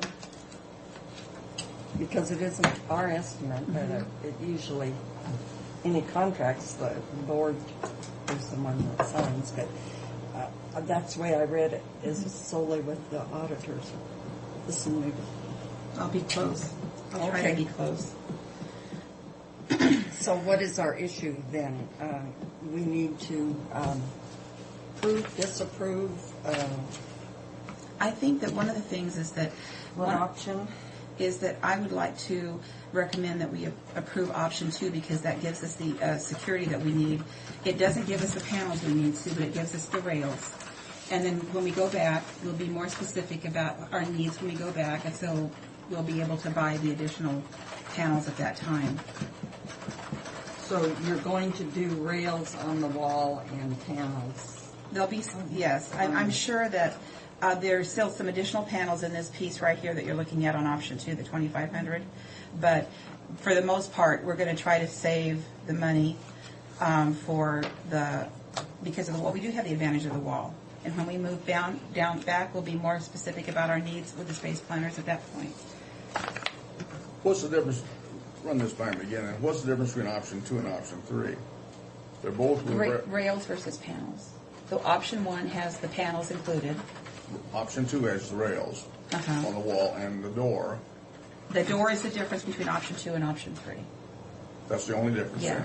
And option 3 is with the rails on the wall and a door. And some panels. I want you to know that there's panels included in that $1,800 figure, Frank, for that wall we're building, for that wall we're constructing. On option 3? Panels. On option 3. But we're still doing rails on the wall. What did we have at the courthouse then? That was different. We had a wall where there was two. We're actually talking 2 walls. The one wall in between elections and elections, so that wall dividing elections, that was a sheetrock wall. And then in the recording department, the lack of panels because we attached to a sheetrock wall. And we used the panels for what purpose now, other than privacy? For the elections, it was totally for. We had a sheetrock wall, and it was for ballot security, really. Even though a lot of other activities went on back there. But if you got the wall, there's what I'm saying. You've got a wall. Is there wiring or something in the panels? Oh yes, but we're going to take that wall out. See, the wall isn't historical. No, I'm talking about the wall here. Oh, I'm sorry. The wall here. Yeah, no. In the there's electrical wiring, computer line, phone line, all running through those panels. You have. Now this is necessary. Yes. This is why you have the panels in the walls, right. Because of the wiring. Because we can hook up, and we're planning to actually have, hopefully, because of the ballot counter, that's where we'll run probably our ballots this year. When we normally where we would run ballots on election night back behind, and the canvassing board would be back behind, that's where we'll be running it this time is in that area. And that's why we want the door there too, so that we can keep people out. But the door is something extra that you didn't have. Yes, that we didn't have before. And that's we had a door before. We didn't have a panel door. But I think he means on this new wall. Down here. Yes, yeah. That's what we didn't have that on option 1 or 2 before, or 3 before, and that's the difference in option 2. That we've added that door. And I wanted to be clear about it so that we didn't mislead anybody. But there's not a whole lot of difference between these 3 options. No. I'd like to ask Diana, what is your preference of the 3 options? I definitely need to have a door. And whether we hang them on the wall or have a panel on the existing side is Look at as this. long as I'm Look at able this. to recreate later. What I'm thinking about is the cost of hanging it on the wall can't go with you. The cost of the panel instead go of the with wall you. can go with you. So which is most cost effective in Option the long one run? is the best option. Okay, I move approval of option one if you need a. Option one with the door. Oh, I'll second. Okay. Okay, is there any more discussion? I hope not. I keep thinking, what wall are we talking about now? Anyway, all in favor of the motion? Aye. Aye. No, I'll vote for it, and I've had a lot of reservations about this, but I'll vote for it because you say you have to have the wiring and the computer material on the wall. And, but anyhow, I will support I think it's But if we can probably move the them best, all, then you can't because move the we rails. might You know, you need can't. them anyway when That's- we go back. That you wouldn't have them if we didn't buy them now. Right. They're the same boat. And it is coming out of elections. Revolving. Well, it is coming out of there, but it's still coming out of tax dollars. Oh, I Yeah, know. I know. and so I That's all think tax this is, money. in Well, my it's opinion, not this really is the best tax way to money. utilize the It money. is reimbursement for our costs to And we're run not- their elections. But I mean, It had to that's come all from tax money taxes somewhere. We're not spending it to be spending it because we realize that down the road, we're going to need it. For instance, we're not sure what we're doing for a new voting system. Yeah, but the Fed should be paying some of that. We're getting a lot, Should. yes, and we're getting a large part, about $250,000. But that will, depending upon what we decide to do. And we don't know what's happening yet because, to be honest, I talked to Dean Logan, who used to be the state Secretary of State Elections Director. Dean is now with King County, and I talked to Dean because he came from Kitsap County, and he had been the election person there, and we had a relationship when he was there. And I You said, did? a working relationship. Uh-huh. He's a very bright young man. Let's keep this on a high plane. Yeah. You're going, we don't have any of Would this you right. like to press Pository? And I said to him, I said, Dean, I really would like to see if we could change the statute to allow Franklin County to be able to conduct their elections entirely by mail, because it means one system, not two. Right. And no matter what you're talking about in the state, you're talking about two separate systems, which all cost money, and you can pretty much assume that regardless of what they pick, when it's precinct-based, it's going to be $5,000 per device on average. What did he say? He said, Zona, you're not the only county auditor that's thinking that way.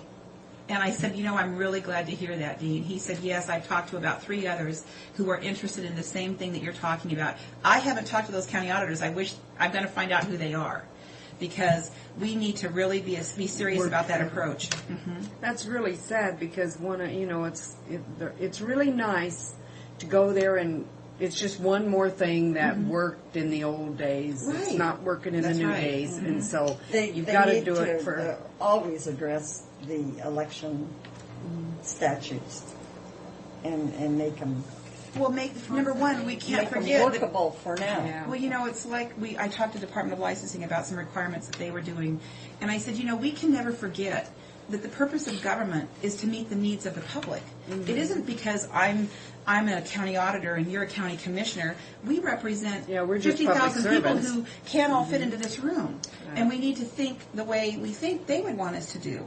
And so, Which means they do. sometimes the requirements when you get That's into an these. unusual philosophy. Yes, extremely unusual. So in any case, it was. Some other counties are thinking like that, and if that will save us a lot of money, and if we can do that, if there's enough pressure I still to say I like the old liver machines. and NEVA, that you know what, that would never pass muster today because there was no way to reconstruct an individual vote, and that's what they're asking people to be able to do today. This stuff you're doing Perfect there, world, happening in Neva. this election is absolutely ludicrous. Ludicrous.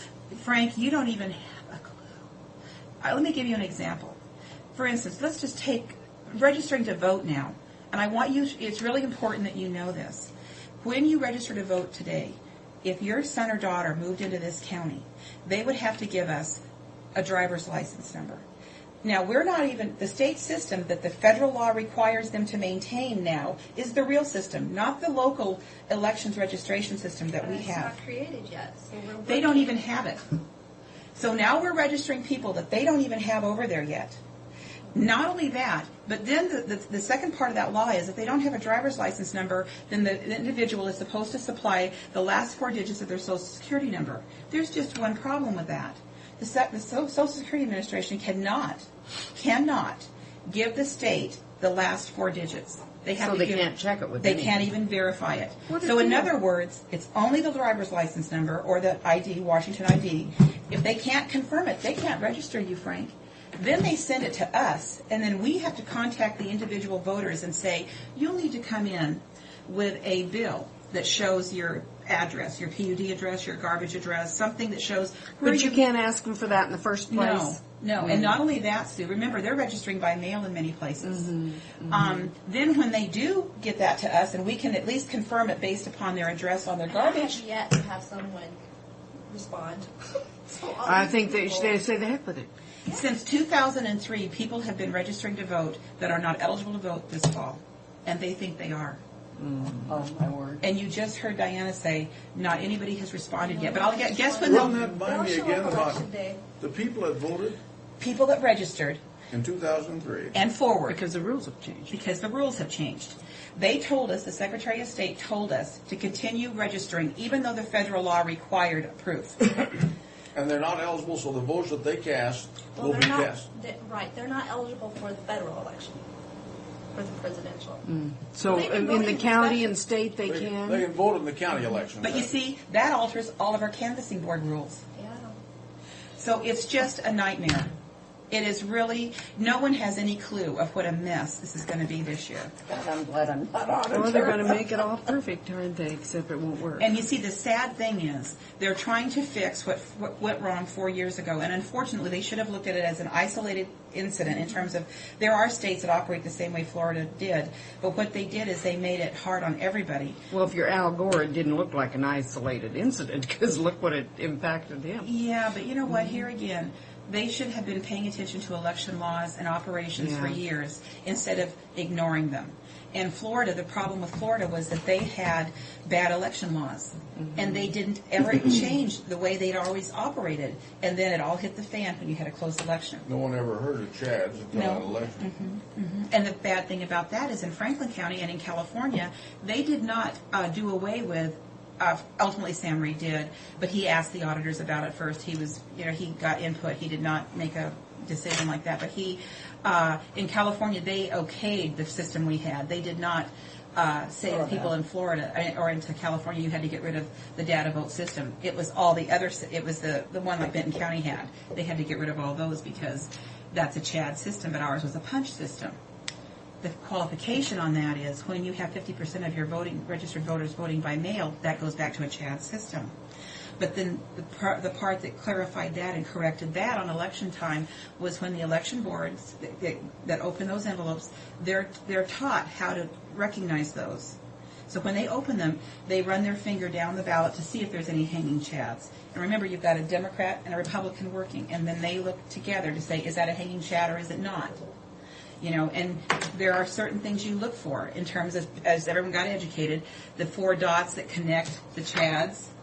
There are things that we look at. So now you need a college education to be able to work on the election board.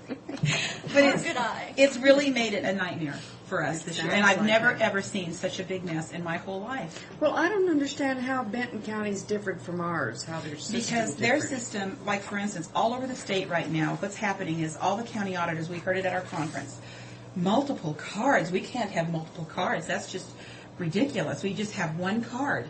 All their cards, Sue, has little holes, little round holes all the way down, and probably in about 4 to 5 columns all the way across like this. So you then have a book that you open up and you slide your, Fred, you've done that, and they have a book that you line up, and each page you lift up each page and line up your card, and it moves over it's always lining up. And on the ours right doesn't side. have the multiple. That would be off. I'd hate to vote on that thing. And I'd hate to count on that You thing. just drop your card in, it fits into a slot, and you open each Page. Yeah. for whoever you want, and that's it. But when you take away the card, if you don't have the book, you don't know which hole you punched and who you voted for. That's right. Whereas our system is essentially a paper Very ballot. simple, You yeah. can reconstruct it. Print it on the card. And it so was- You don't need a book.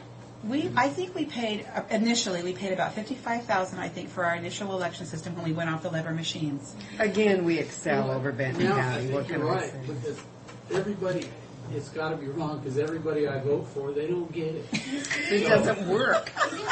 That's an unworkable I system. think that's the problem. But one of the reasons we went with that system is because we knew that we were going to be replacing with computer technology. I really do believe by the year 2010, we will be voting on computers.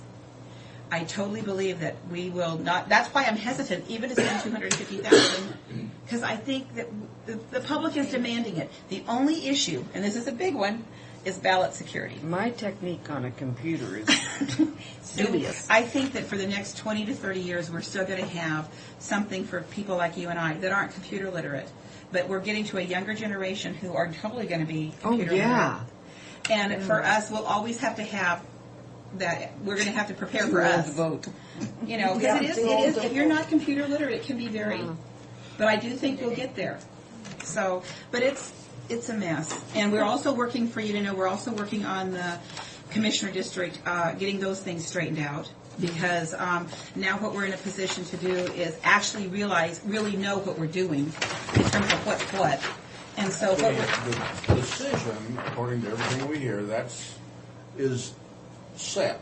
We just have to wait for the mandate. But we don't have confirmation. We're making an assumption that we've seen the order, and now we're still pursuing it because the mandate's not going to be any different than the judge's It's order. not going to be any different, and the only But thing that we're makes looking at it is the time final. frame. Right.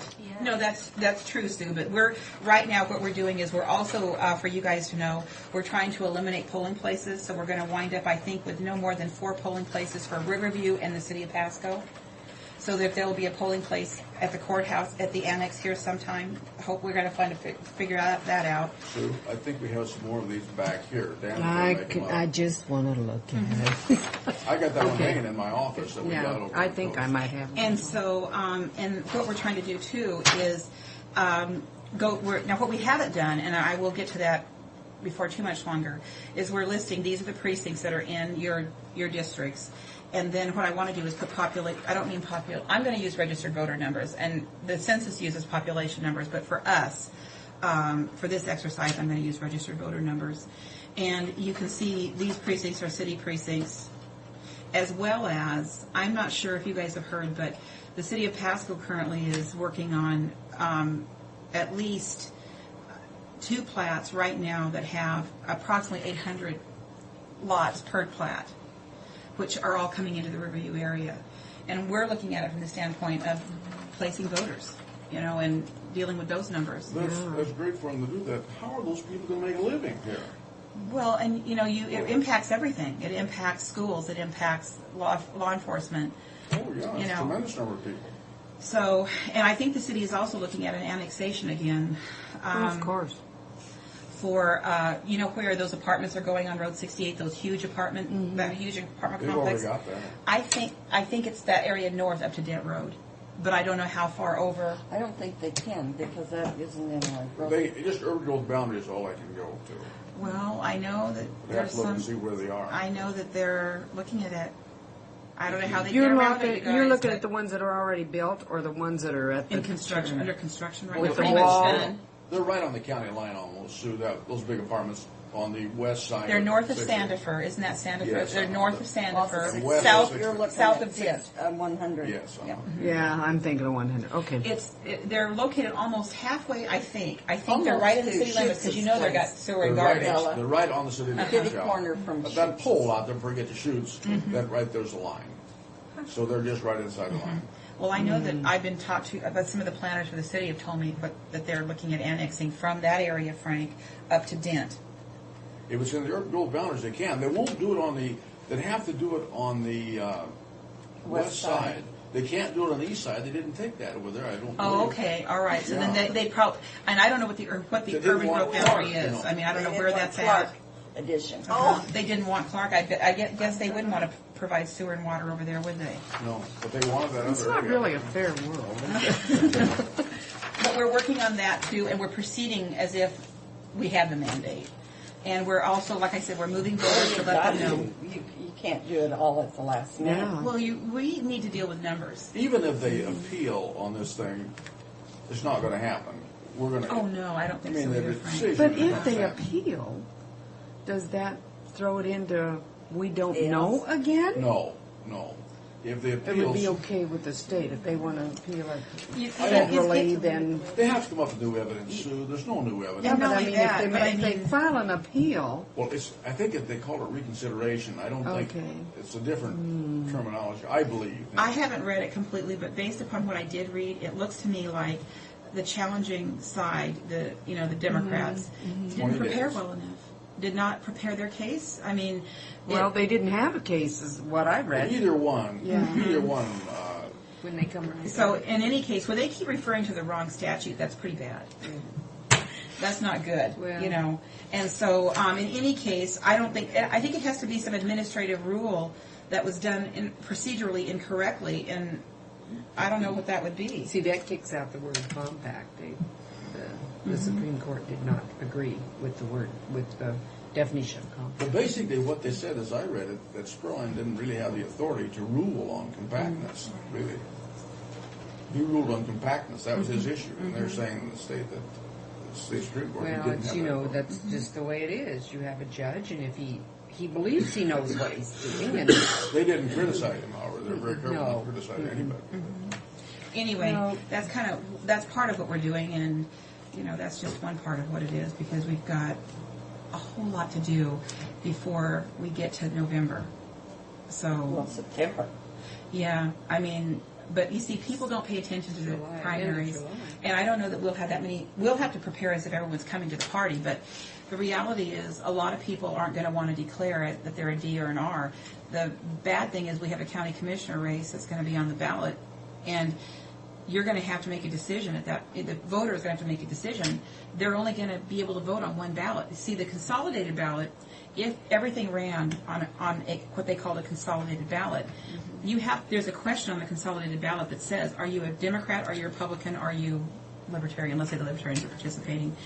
If you don't mark that box and you vote for every single Democrat on that ballot, and you don't mark that box, none of those votes count. Doesn't get counted. None of them.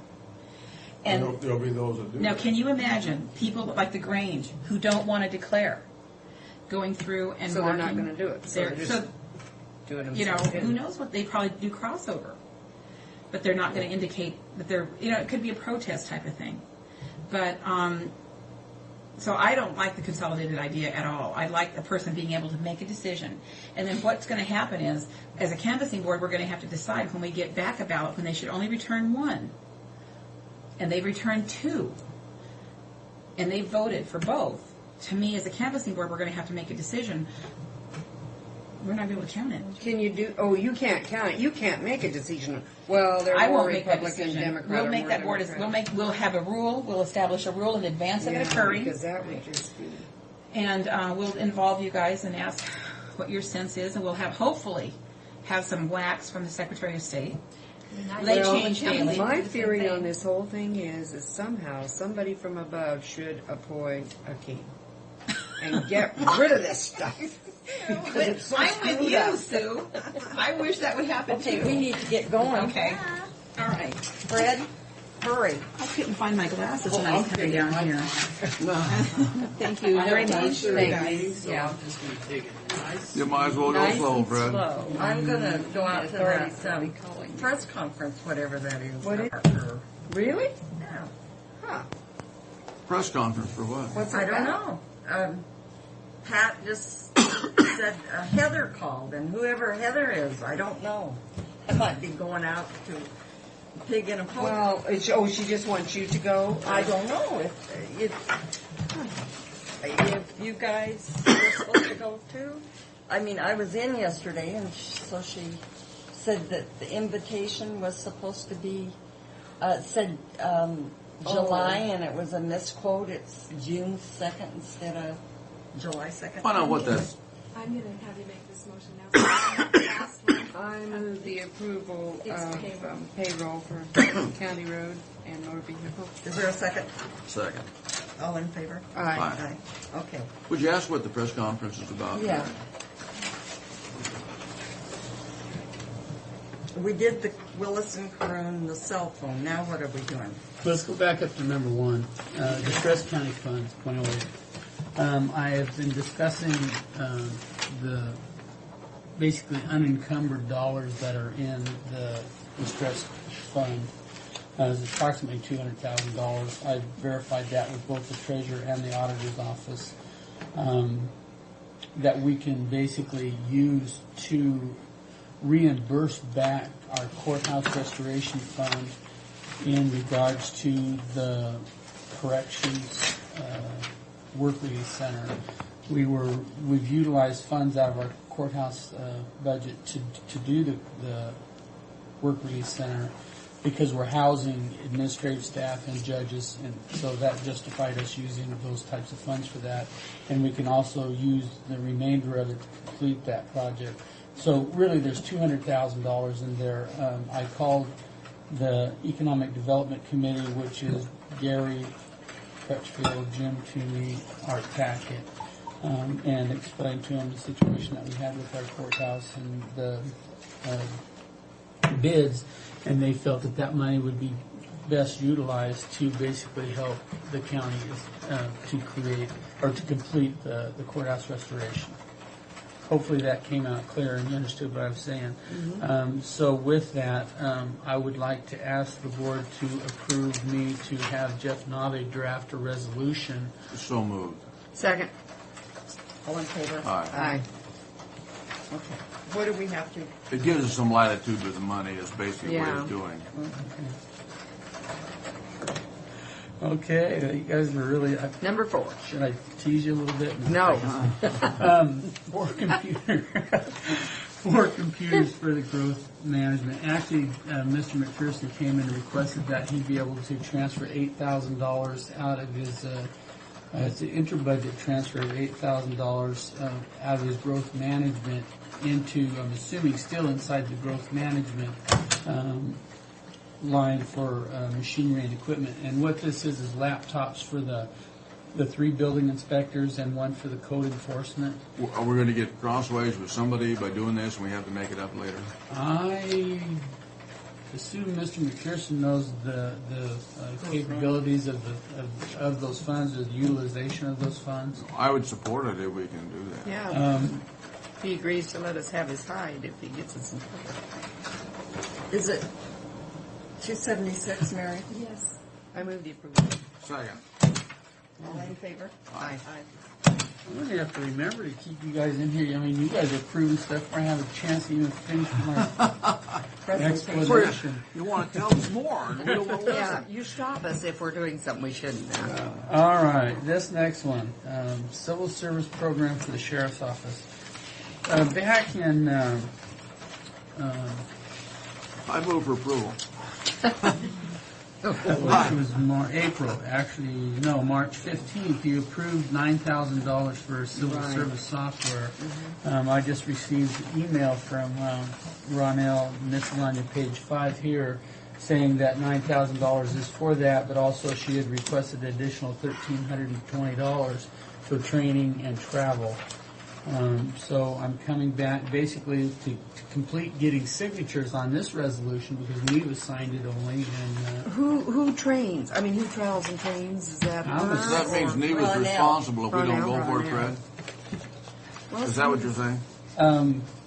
The travel and training, I'm assuming it's whoever is selling the software is basically going to be somebody the to bring to them? Benton County's paying If 2/3. they're asking for travel and training, they're going to the area. Okay. Where's that money coming from, the 1320? This is all coming out of contingency. The 9,000 we've already committed. Right. The 1320 has Why didn't we would give them the also travel come and out of training? contingency.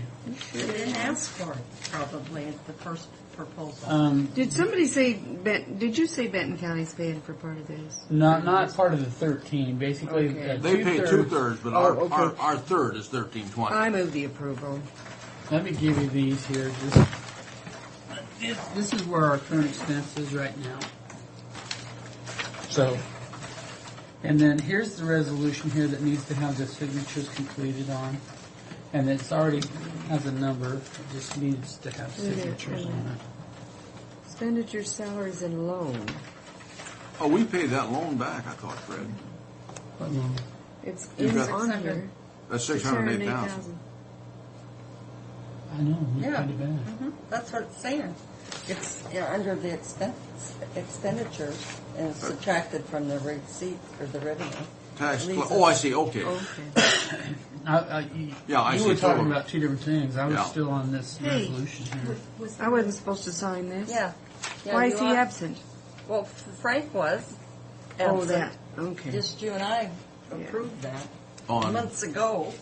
Yeah, it was March. Why are we just now doing this? What was this on? I highly on there. suspect all of Computer this. system for the sheriff's Well, office. yeah, it's.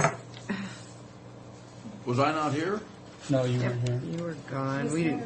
Heaven knows where you were gone. There. Pardon me. Yes. Uh-huh. Yeah. But See, this is March 15th.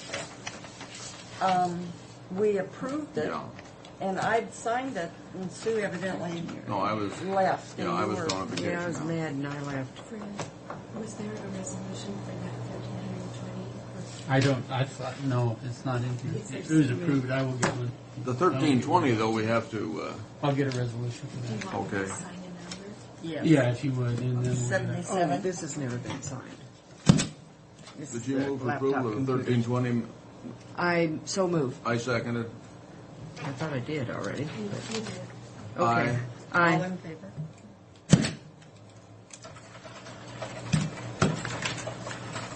This is for Jared's stuff, huh? For the laptops or whatever. Computers. Commuters. Manager. Computers, yeah. Management. For gold. Okay, now what? trying to be clever here.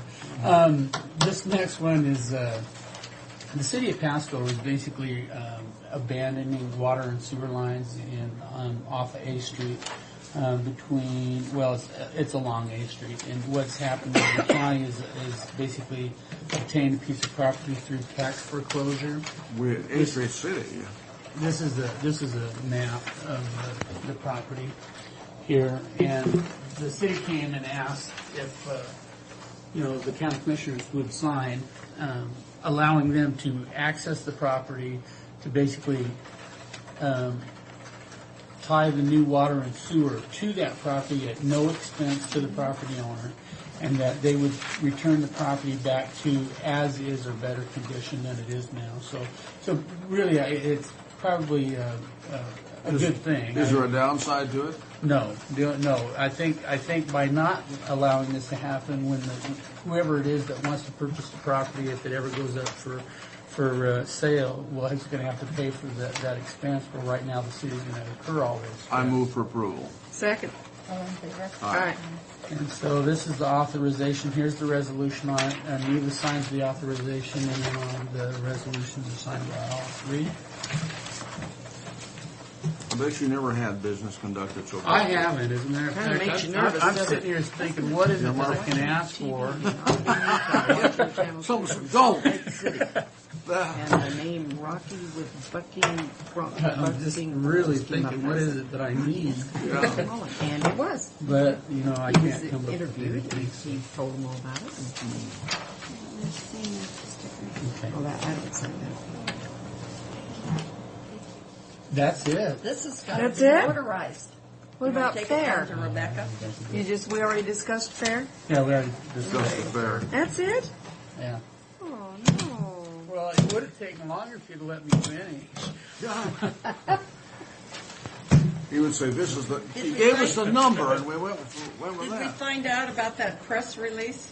This is the answer. It's for Dust Devils press conference, but there's not much known. Oh, it's the Could you Dust tell me Devils what it's baseball about? team. Because it will all be stated during the press conference. She said the only thing she can say is about the upcoming season and events. Oh, it's baseball. Yeah, Dust Devils. I hope they're not leaving. There might be new ownership, those probably. brothers from Spokane. What's their names? Oh. Burns or? They're purchasing it. Yeah. Okay. Anything else, Madam They're Chair? purchasing the Dust Devils or the That's good. Because it was out of Portland and now. I see. Anything else? No, no. Are we adjourned? Everything. Okay. Did you see?